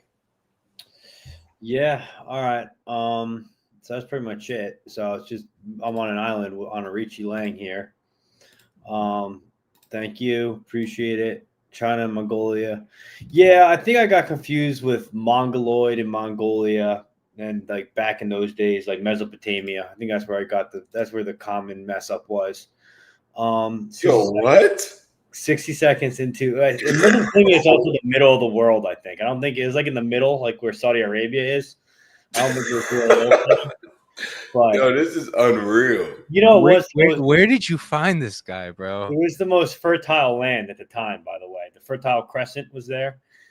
That's besides the point. Brandon was talking about the Mongols. I mean, yeah, that's where that's where I'm thinking Mongolia, Mongols. Like, but you just said Mongoloid. Like, all right, bro. Next fight, man. It's what was his name? I was thinking Mongolia too last week. Genghis Khan. That's what I was thinking of. Peru, South America. I know that one. Yes, I actually went to the same college as Mike over here. We went to college together. I'm sure he's real proud of that. All right. Next fight, women's bout. Manon Fiorot versus Jasmine Jasudavicius. Jas is 14-3, Manon Fiorot 12-2. Looking at this, we got Manon Fiorot -225, Jas +190. All right, I'm already on Manon Fiorot -155. Be plain and simple. I took this in August. I saw this bet. People don't like it because Jas is supposed to be the best things in sliced bread. All of a sudden, her wins are. I'm not impressed at all, right? All she does is swamp people, get her ass beat, outlive them, and then beat them up and sub them. That's all she does. She's not going to get Manon down. If she does, Manon gets back up, and Manon's going to use her as a punching bag for 15 minutes. Big cage also. Andrade, Bueno Silva, no kind of gas tank, no gas tank. Ariana Lipsky, not in the UFC anymore. Fatima Klein, probably her best win, and that was her debut on a week's notice. Priscilla Zombie, no gas tank. Common theme, no gas tank, she wins. Now she gets Manon Fiorot coming off of a pretty bad loss in Shevchenko here, right? Little bit of concern with the grappling that happened there. Shevchenko was able to get her down and get some top time, but she fought her way back up. Jazz is a lot bigger than Shevchenko, so could be a little concerning here. But outside of that, this could also look like the Blanchfield fight. Don't be surprised if it does, because yeah, sure, Jazz is a better grappler and wrestler than Blanchfield is for sure. But like big cage coming off a loss, I think she could get right back in the mix. I know people say when they fight for a belt and lose, that's like a curse. I don't know. Not for a French girl, I don't think. Manon money line minus 155, totally fair for me. This is a man. What are you saying now? So now you like French people when it's time to bet them. Is that what you're saying? BSD got us back on top. That's what happened. We're back. We've never been more back. But Drav, what do you think here? Who do you like? No, I want to hear key opinion that you're not letting him speak first on this fight. I mean, it's kind of disrespectful. Go ahead, Key. I feel like I did. I think I spoke for him. I think I took care of everything. You absolutely did not. Here at this number, I think it is a wild. If anybody is still playing Manon or parlaying her at these types of numbers, I think that's a little crazy. And I don't say that because I'm like low on Manon. Obviously, y'all know. Bandwagon fans, look at this. I had 5 units on Manon back in the day versus Chukagian. I backed her against literally everybody. And if she doesn't get dropped in round 4 at the very end, she is the women's flyweight champion right now. And that is after, career worst performance and still was 48-47 with the champ. That shows how high level and well-rounded Manon is, in my opinion. But she has key flaws in her game that, to me, probably stops her from being one of the greatest of all time on the women's side. She has the lack of pop and power in her hands is like really alarming. She can't hurt a soul at 125 with her hands. She relies on these big kicks and knees to hurt anybody. And I just don't think the Shevchenko, it was alarming to see her get touched in boxing range like that and have to revert to clinch. Now, the flip side of that is she absolutely horsed Valentina around in the clinch and up against the cage and fought an ugly fight to even give herself a chance at winning after breaking her nose, I believe, in the first round and having all that blood. Nightmare situation. And she put on her big girl pants and still fought a good fight. So for that, I have to give Manon a lot of respect. She's a winner. So I will say that. I believe Manon to just be a flat-out winner. And I do think her being at TriStar for a lot of this camp is a great look for her and will continue to help her develop. But you can't change some of the issues in boxing range that she is going to continue to have unless there's just a change in her game completely. And it's important to note, I believe it was either round 1 or round 2, one of the early rounds against Valentina. She got flat-backed out in the open. That's not girls that you're showing. Yo, this guy.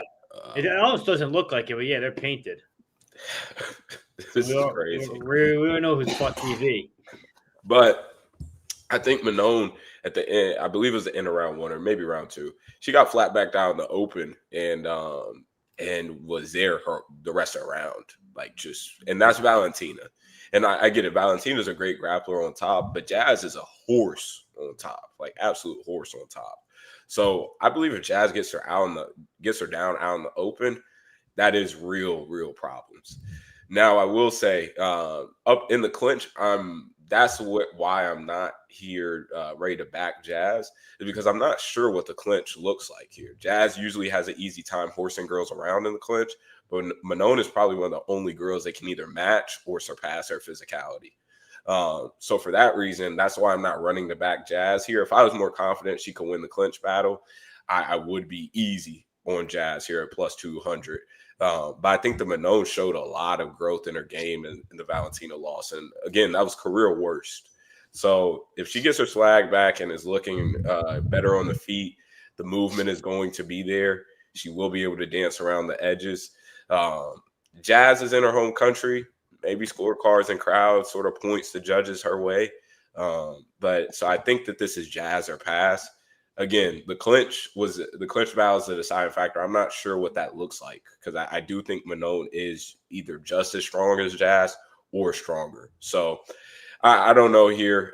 You got the hardworking Canadian lady versus the French lab experiment. Who knows? But I'll pick Manon as the winner.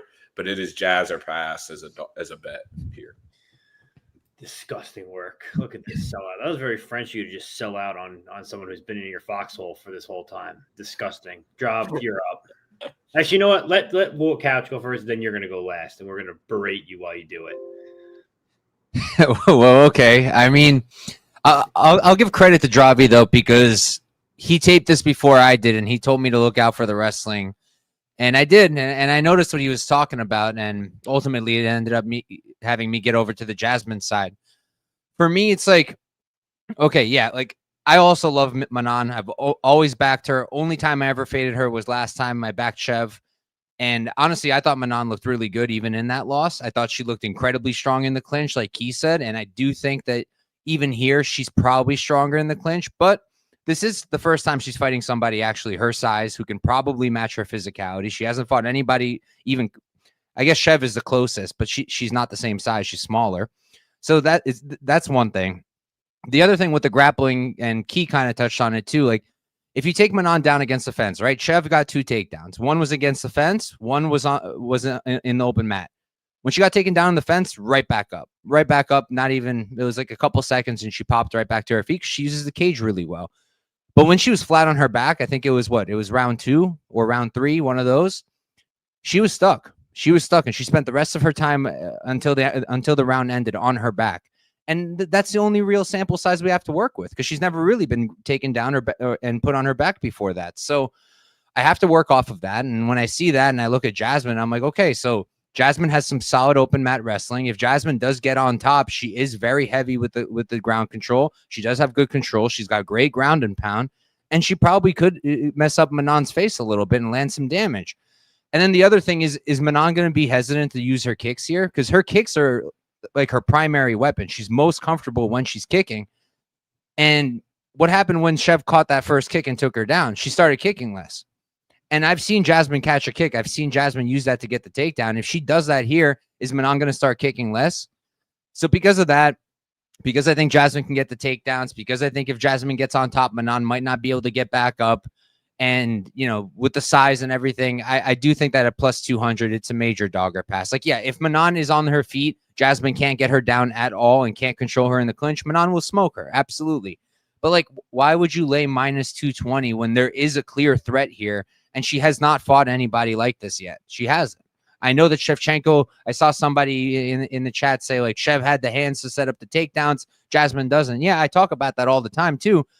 But Chev wasn't really setting up the takedowns with her hands. Like I said, one of them was a caught kick, and the other one she ducked for a double and got her. So I think Jasmine is going to get it done, and I'm leaning with the dog. Yeah, so she did a part of her camp at TriStar. She didn't do all the camp. She did a good part of it at TriStar, which is probably good. But at the same time, in her interview, she's saying that she's going to be like a complete different fighter now. I don't like to hear that.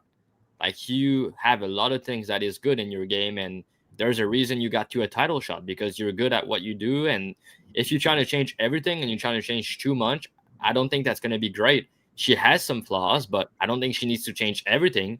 And after losing the title, when your goal was to get there and you just lose and you come back after, you can, if you're trying to change too much of her style and you're not as confident, it might be a bad thing in a certain way.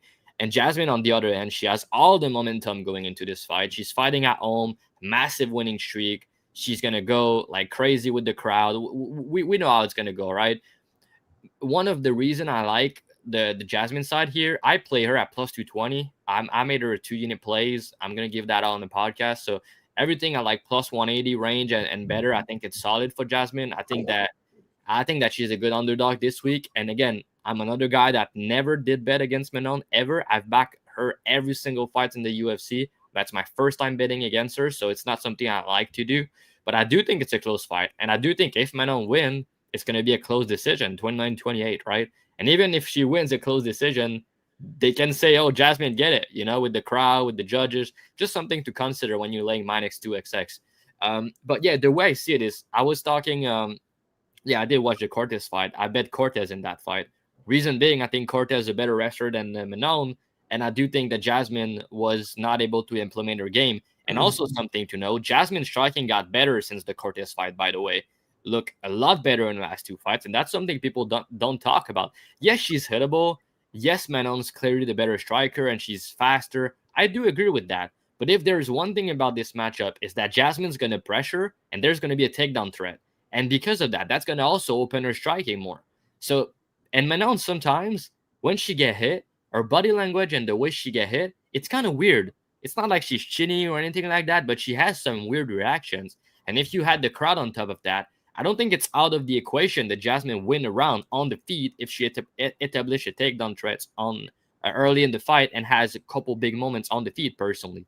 And what I was saying about couch was the open mat wrestling. That's like one of the reasons I bet her is Manon has elite takedown defense and a very good get up against the fence. That's what I've noticed. But if you take her down in the middle of the cage, I don't think her get up game is as good. I think she can get stuck on bottom. And Jasmine is really good on top, and she has some good takedowns, blast double legs in the open of the cage. So if she get her down in the middle of the cage, that can be the round. And you know what? That can even be the fight. I think Jasmine's more likely to finish the fight between the two girls because she's way better on top and she's very durable on the feet, and Manon doesn't have much power. So if I think the girl can win a decision, can finish the fight, has a grappling hedge, I mean, plus two XX. The last time I've bet Jasmine at these odds was against Miranda Maverick. It was the exact same price, plus 215, right? And she get it done, and she almost finished Maverick on the mat, which is not an easy thing to do.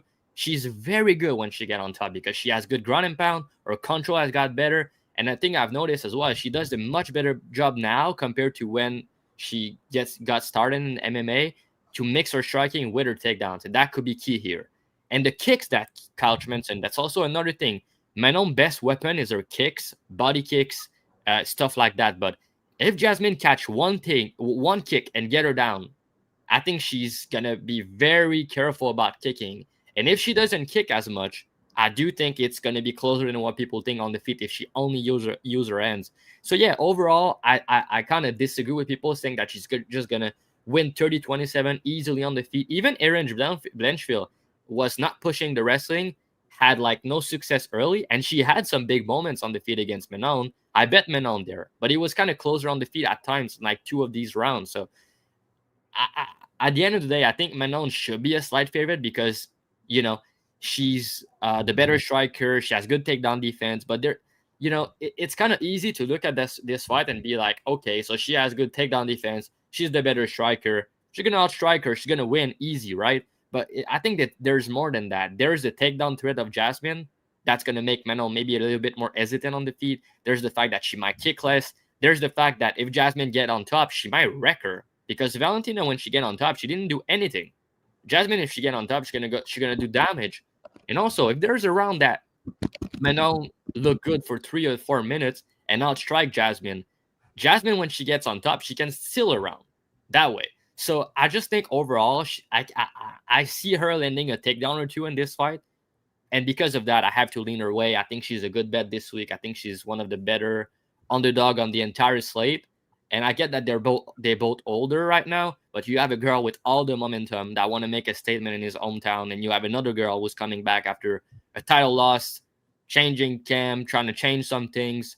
I don't know how it's gonna go, right? But I know that she's -2. She was -250 when I bet against her, and I don't think this line is right at all. So I think it's Jasmine here. That was a long-winded breakdown for a value loser. I can't believe it, honestly. Last time you said that, remember when it was? Do you want to talk about it? Believe it. Yeah, it was Chase Hooper versus Alex Hernandez. What price did you lay that time? Was that Chase Hooper? We were there. We were there. You said value loser all week in the chat and on the podcast. No, there was a better one that was a better value loser. It was I don't know. Yeah, of course. If I bet +250 underdog peg, sometimes there's gonna be value loser. That's part of the process. I just pick winners. I don't know how else to do it. Yeah. Also, this is interesting. Someone mentioned this. This one's interesting, right? I kind of like that, but I think that's kind of an easy bet. I'm not gonna lie. Yeah, because Fiorot, I don't really give her finishing upside. The thing is that Jasmine ITD is +600. That's why it's so. That's why. Yeah, but this bails you out of pretty much Manon's only win, which is decision, unless she knocks her out somehow. But that would be news to everybody. Yeah, I think that's a solid bet for sure. It is. Yeah, I Over mean, more than likely go the distance. Don't get me wrong, but I think like the finishing upside of the fight, the 20% of what you're betting on the over, the 20% upside of the finish, I think it's all Jasmine. Yeah, it's a push with some upside. That's fair. Yeah, fair. Chase Pooper Scooper, Manon via camel toe. Jasmine lethargic still. We got some interesting comments here. Jennifer Meyer took her down. I think he's talking about Fiorot for that one. Yeah, Maya got her down. That's true. Only speak French in Quebec. This is British Columbia. I have no idea what that is. This is we're going back to Mongolia. Yeah, I mean, Jasmine doesn't speak French. Manon speak French. Okay, strict game plan. Okay, sounds good to me. Nice. All right, so that's pretty much everything there. How do I get this comment away? There you go. All right, next fight. This is probably gonna be one of our longest podcasts ever. All right, Marlon Chito Vera versus Eamon Zahabi. Eamon Zahabi 13-2. Chito Vera 23-10-1. Wow, he's really getting that journeyman record. 32, 5'8". Eamon Zahabi's 37, 5'8". Both have about 70-inch reach. Odds in these two gentlemen, you can get Chito plus 110. You can get Eamon Zahabi minus 130. All right, Key, I'm going to have you go first since I stole the girls from you. I mean, this fucking guy Zahabi can't keep getting away with this shit. I'm sick of it, and I think Chito's the one to do it. What do you think? Yeah, this shit's unreal. The Zahabi does keep getting away with this. I mean, this is the definition of high rolling. Yeah, like resurgence. Like this is unreal. How he has high rolled this. Beating Munoz and Basharat is one thing, but to then weasel out a victory against Jose Aldo. Some people feel different ways about that fight. I have to say something. I was there in person. That round 3 was electric. Dude, the soccer kick to the face is my favorite thing to ever see. Crazy. And you want to know what? The guy that started that started cheering Zahabi when he was coming back, that was me. I started that shit. I don't care. That was crazy, man. Yeah, that was crazy, man. That was so crazy. I had a bet on him, but also just to enjoy that fight in round 3, man. The guy is a fucking dog, man. That was insane. Go ahead, my bad. I don't know if you could define him as a dog when he ran around and ran away for the last 5 minutes of the fight. Do you remember that? I remember this killed in that round. Did we watch the same fight, bro? Did you tape it? He got fucking killed in round 3. Yeah, but then did he try and run away like the whole last minute when Aldo was death gas, if I remember correctly? He landed 52 significant strikes. Okay, go watch the fight. Is that running away? After. But nah, I think that here, this is weird. I've been saying that Chito is another guy that's kind of high rolled his way to some success. I backed O'Malley easily in that rematch, and O'Malley did exactly what I thought he was going to do to Chito. Chito is kind of just big moment or bust, and he's gotten away with that style for a while. But in these past couple of years, we started to see that shit bite him in his ass. And Sandhagen just completely dismantled him, being a minute winner, constant volume. And that the Chito scorecard in that fight that made it a split is probably one of the worst scorecards of all time, genuinely. But I think that here, I'm just not really sure what Chito does to like separate. Like this is kind of going to be where I feel like Zahabi just chips away, and we know he's going to have a good game plan. He's going to make smart decisions. We've seen him go through adversity of hell, literally, at this point. So it's not like one big moment from Chito just wins him the fight automatically. And we have seen Chito get hurt in the Figgy fight. We finally saw him get dropped for the first time, I believe, ever. So some of that invincibility is starting to wash away at these ages. And so I'm just not sure what to think about Chito. He's getting hurt, popping his rib. I believe that's why he was out of the Bautista matchup earlier this year. So it's Zahabi or pass. I'm passing because Zahabi just for whatever reason, I just don't like that shit at all. And it's not just the Jose Aldo fight. He's not supposed to be winning with that lack of athleticism at this weight class. Like, it's unreal. No, he's a cornball. And so if you're in our Discord, you can read important things. So I guess in this interview, Chito said instead of running 30 to 50 miles for this camp, he's focusing on sprints so that he can start quicker, something that has plagued him his whole career. Yeah, that's bullshit. Sprints are gonna help him start quicker in fights. I don't know. Listen, I'm down. I'm game for that. I do something. Do something. Somebody do something, because this can't keep happening. Because I mean, how does that make any sense though? Like, interval sprinting is really good for your cardio and it's great for MMA, but how is it going to make you start faster? It's a mental thing with Chito. I mean, it's not like his cardio thing. I mean, so Zahabi beats Chito Vera. I mean, where does that leave him next? One fight outside of a title shot? Realistically, yeah, probably. That is so disgusting. It's like, dude, this can't keep happening. I can't keep living like this. I can't keep watching this. You guys got to put some respect on Elwani. Dude, Come on. I got no respect for Hawani. I got no respect for this guy. Bro, honestly, like me and Key love to say, the guy's a fucking winner, man. You got to give it to him. Like, he's a fucking winner. I mean, he's not the prettiest to watch. He's not the most athletic to watch, but he's fucking smart and he's a winner, man. I mean, he has good defense, good footwork, good game plan, and he's gonna fight the fight you want him to fight. Like, and he's a dog. So I mean, Chito's the opposite, man. He's a dumbass. Let's just put it that way. He's a fucking dumbass. I'm gonna tell you exactly how this fight's gonna go without going too deep into it. Zahabi's gonna win round 1, and then he's gonna win round 2, and then Chito's gonna come out late in round 3 and have a big round and not finish him. And then Zahabi's gonna win 29-28, and Chito's gonna complain about the decision. That's exactly what's gonna happen. What is Chito's spread? Again, Peg, I don't know what you're expecting. The over is minus 400, and Chito's plus 100, so it's gonna be like minus 250 or something. You should know that by now. Being confused by math. Well, no, I'm looking at DraftKings. DraftKings has Chito as minus 3.5 plus 170. Why would he be the favorite in the spread?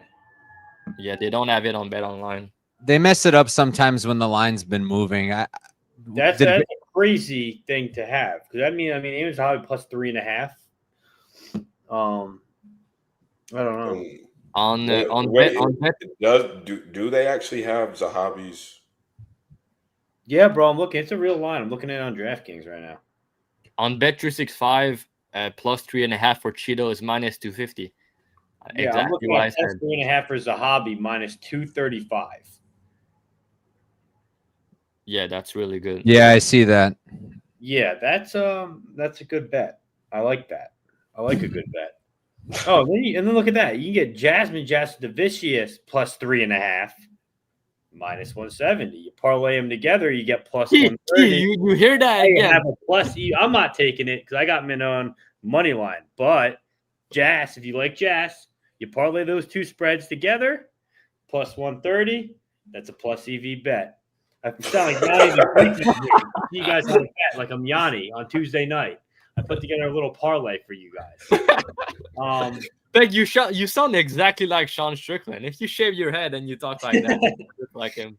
Yeah, probably after the comments earlier too. It probably fits the boot fits. So, that being said, continue. My breakdown is done. I told you exactly how it's gonna go. Zahabi's gonna win the first 2, lose the third, and Chito's gonna complain about the decision. All right, what are you thinking, Couch? It's a tricky fight for me. I want to come back to it. I was looking at it, and it's like I used to not have the best read on Zahabi. I've lost a lot of money fading him because I had just never thought he was very good. I bet Ricky Tercios against him at chalk, just to give you an idea of how low I rated Zahabi. But I've come around to him. I backed him against Aldo, and he is putting it together. It's a weird fight for me because it's like you look at Zahabi's UFC stats, and his striking defense is like 69%, and I don't really understand how it's like that. Like, I feel like he's pretty hittable, And my problem with Zahabi has always been that he doesn't really separate all that much. Now, he tried a lot harder in his last 2 fights, and I think he's starting to work on it a little bit. But if he's not separating from Chito here, like, it's going to only take a couple big shots from Vera. And I don't rate Zahabi's defense as highly as the numbers say. So I do think it's possible that Vera ends up winning this fight based off of moments. It wouldn't be the first time for him. And I do think that he hits harder out of the two of them. If someone does end up getting a knockout, I think it's probably Vera. So I get the argument for Vera. I just feel like kind of similar to what Dravhy said. Like, Zahabi's just going to find a way to get it done, just like he has been. Vera starts too slow. I don't think he's going to bring it heavy in the first round. I don't think sprinting during camp is going to change much. He might have to rethink that part, but I do think it's a winnable fight for Vera. I do. I just lean towards Zahabi ever so slightly. All right. So that's that. Let's see what we got here. Chito is so good to watch. Plus money, plus EV. That's how it works, right? I heard a silent ice is coming for someone. I mean, it's not me. You know that. Chito, live bet him. Zahabi decision. Fair. Yeah, probably. Yeah. This is someone. So I hope someone brings in a gun if this is the case. I can't watch that. Chito checked out mentally. Chito's locked out. It doesn't say I heard when I saw that quote earlier. Yeah, he's talking about the wind sprints.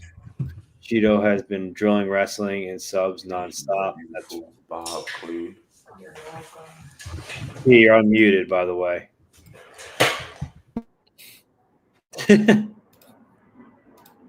Imagine Q was like, "Yeah, I fucking hate this guy. Why do I get on here every week?" Yo, you're still unmuted. Nah, my fiance is laughing at you. Yeah, thank you. Appreciate it. Congrats, by the way. Thanks. That would help. All right. So let's take a look here. We are the co-main event of the evening. We have Kevin Holland versus Mike Mallot. Mike Mallot is 12-2. Kevin Holland's 28-14. 6'3", 81-inch reach, 6'1", 73-inch reach for Mike Mallot, and this is this fight here. Odds on these two gentlemen, I'm fried at this point. At this point, we're looking at Kevin Holland plus 100, Mike Mallot minus 120. So this is what we're gonna do. We're gonna have Dravhy go first here because I want to hear Dravhy talk about his boy Mike Mallot, and then I'm going to tell him why he's wrong and why Kevin Holland's going to win this fight outright and probably by knockout. The breakdown I'm really looking forward to is the breakdown of Key on this one, but I'm gonna go first. Yeah, honestly, bro, like, I'm gonna keep it real. I don't have a good read on this fight. I'm not sure what's gonna happen. I hate Kevin Holland right now, so I'm a little bit biased. I lost money on him in his last fight. I don't really want to bet this fight just because of that. And I think his durability might be declining. So that's another thing to consider because he always had an elite chin. And getting hurt like that by D-Rod a couple times was not a good look. And he kind of gassed out as well later in that fight. And he just fight too much, man. It is what it is. He fight too much. Maybe it's the weight class. I don't know what it is. Maybe that affected his durability somehow. And yeah, I mean, Mallot's going to go out there and he's going to try to win the fight.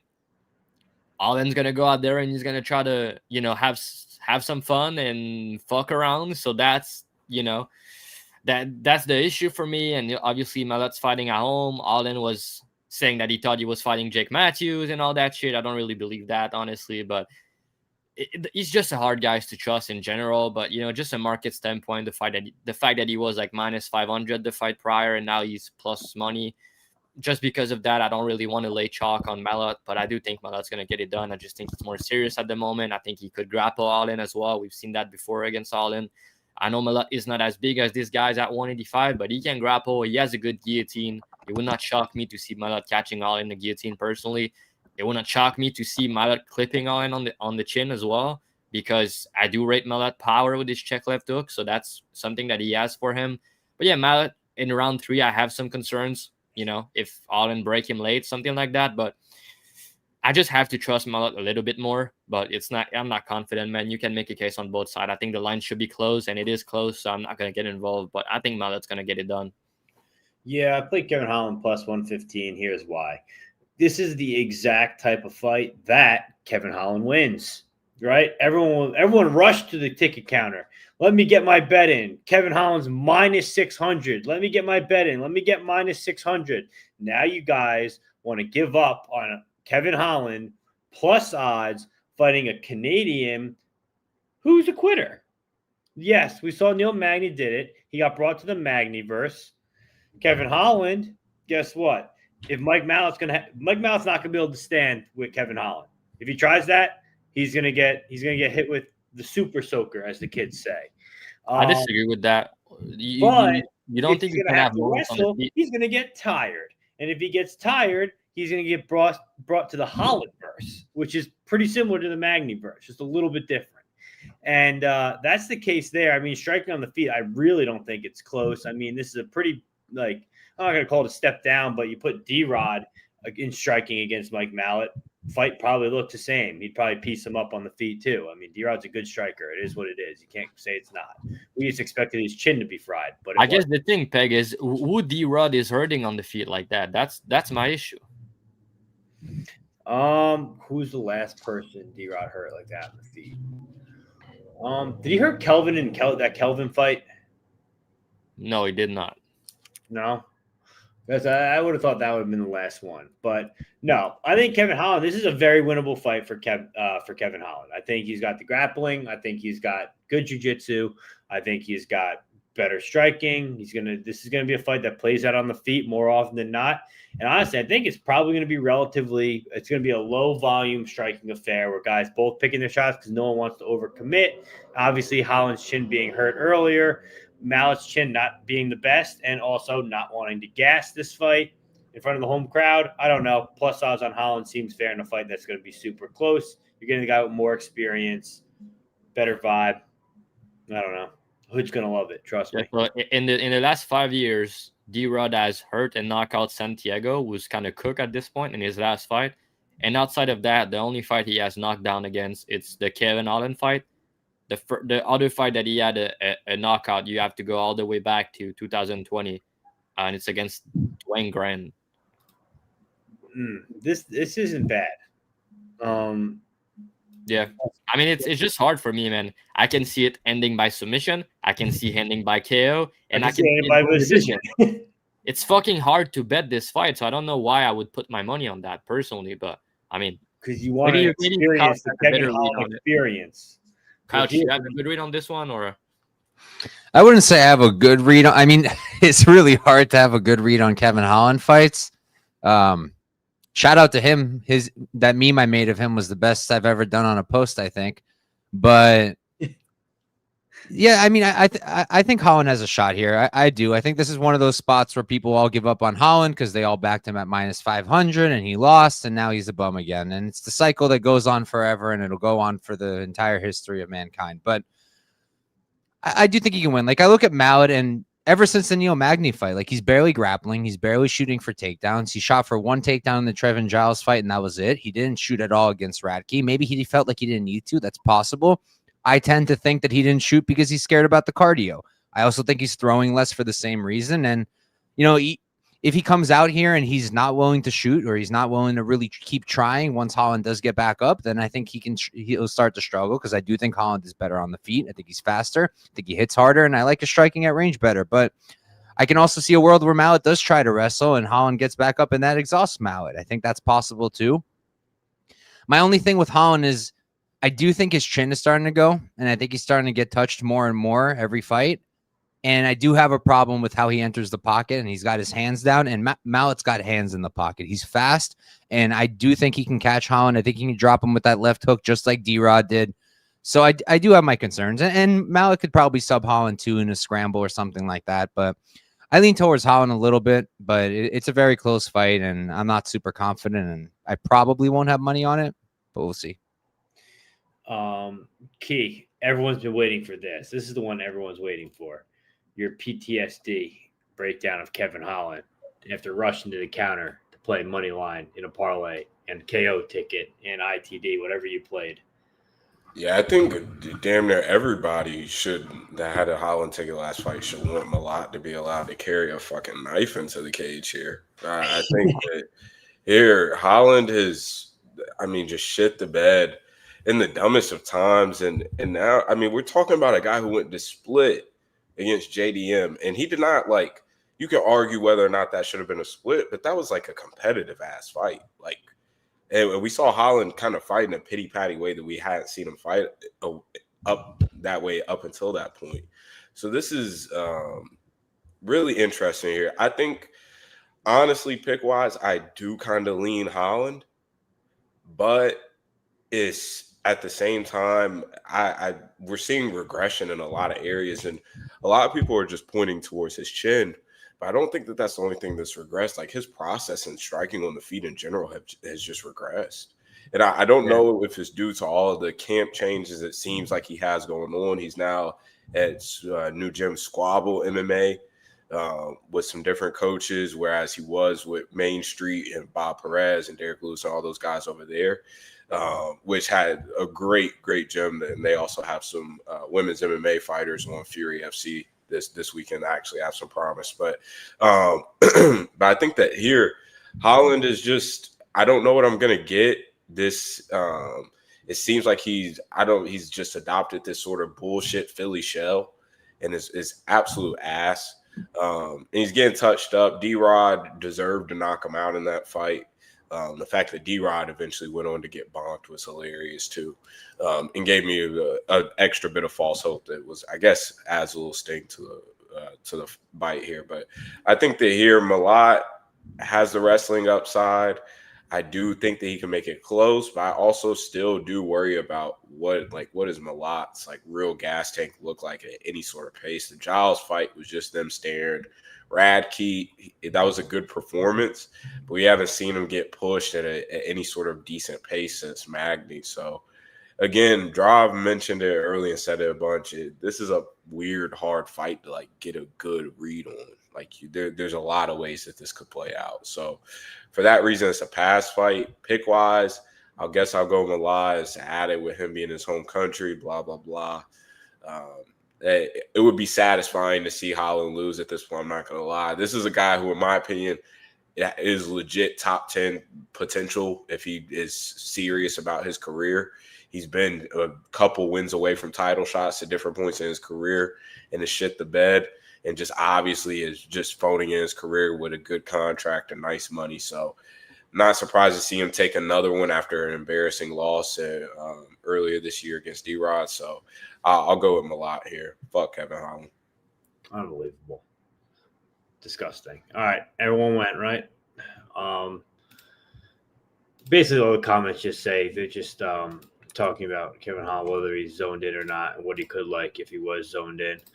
Fighting 5 times a year is probably not great for speed running the chin. Yeah, and also, should he be fighting here again after his last fight? I think that's dumb.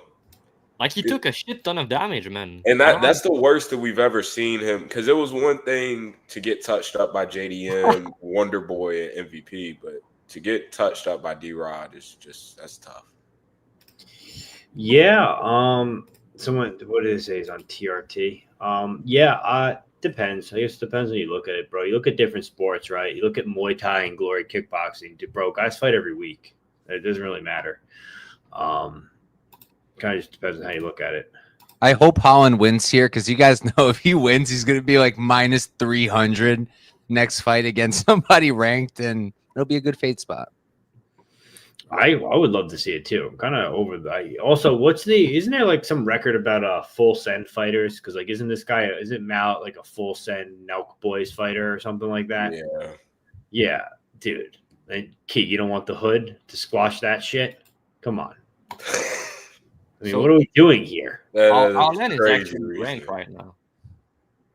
Holland's ranked? He's 15. Oh. Yo, Dan, thanks for joining us, brother. We appreciate that. Smash a like, comment, subscribe. Go over to Half the Battle. Like his video. Subscribe to his channel. I think he just got the 10K or was trying to get the 10K. But either way, I don't think he got it yet. But shout out to Dan. Get over there and get this boy to 10K. It's only showing he's in for checks. Yeah, that's fine. All right, so here we go.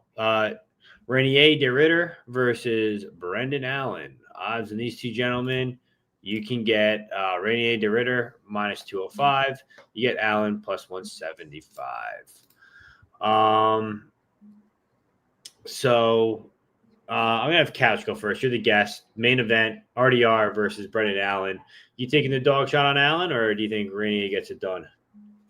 I gotta tape this one more. I haven't gotten into it too much. My gut reaction is like, I guess RDR as the pick, but I don't see myself laying minus 200 on him. If anything, this is going to be a dogger pass spot. Like, I don't know how I feel about RDR go over 5 rounds. I don't feel like his cardio is the best. He's only been 5 rounds one time other than the Whitaker fight, and I did not think he looked that great in the Whitaker fight. I don't like his striking at all. I don't think much has changed in the stand-up since the GM3 fight, other than the fact that he figured out he can throw knees and that he's good at it. The knees are good. I do think that Allen is probably a better boxer. I do think overall Allen's probably a better striker. I'm just curious of how the grappling works out. That's my one thing is I'm not really sure. Like I could see RDR getting on top. I wonder if Allen can get on top, especially as the fight goes on. So that's something I want to check out. But gut reaction with, I still got a tape. It's dogger pass for me. I'll lean RDR for now. Like he is the bigger guy. I do think they're going to clinch up a good amount. I do think those clinch knees will be there. But I just think that when they're at space, like I do think Allen's going to have success. And I do wonder if Allen could maybe get his own grappling going too. His jiu-jitsu is not on the level of RDR. I wouldn't say it's close, but he's a high-level grappler in his own right. And I do think he can make this competitive. And he's got that dog in him. So it's dogger pass for me. So, yeah, looking at this fight, me personally, I'm on RDR. I played him at minus 190 when it dropped yesterday, I think 2 days ago, whenever the line was there. Played it for 2 units. I also parlayed him with Bekoev. I think RDR is the better grappler here. He has the better cardio. Knees to the body are going to eat Brendan Allen alive. Brendan Allen's striking is good for all of about 7.5 minutes, maybe 10 minutes on a good day. And then he's getting taken to the swamp, right? We see Brendan Allen's a guy who gets tired. Pretty straightforward. We've seen it time and time again. Not even that he gets tired to the point where, like, he's just losing in volume. He gets tired like his brain gets tired. And he makes terrible decisions. So I could see him just gassing, getting tired. And he also sometimes, like some fights, he's got that great attitude where he's going like he's going to fight for a belt. And then there's other times that we watch him. He's kind of being a prick where he's like all pouty, like I deserve this. I should be here. I should be getting this. And you know what? Like he could just have a bad attitude coming in for this fight. And RDR is going to swamp him. So I think like also striking wise, like, yeah, Allen's probably got the better boxing, but if we talk about like using their length, the step in knees, like RDR's got him covered there. And if we watched anything about RDR against Whitaker, these fucking knees he's throwing is changing fights. Did I know that was going to be a thing? No, but it's kind of unavoidable against a guy when you have it's a Rob Whitaker. So yeah, I don't know. RDR seems fine here. Probably pretty much could wash him anywhere. And if he gets brought to the swamp, I mean, it's over from there. What do you think, Dravhy?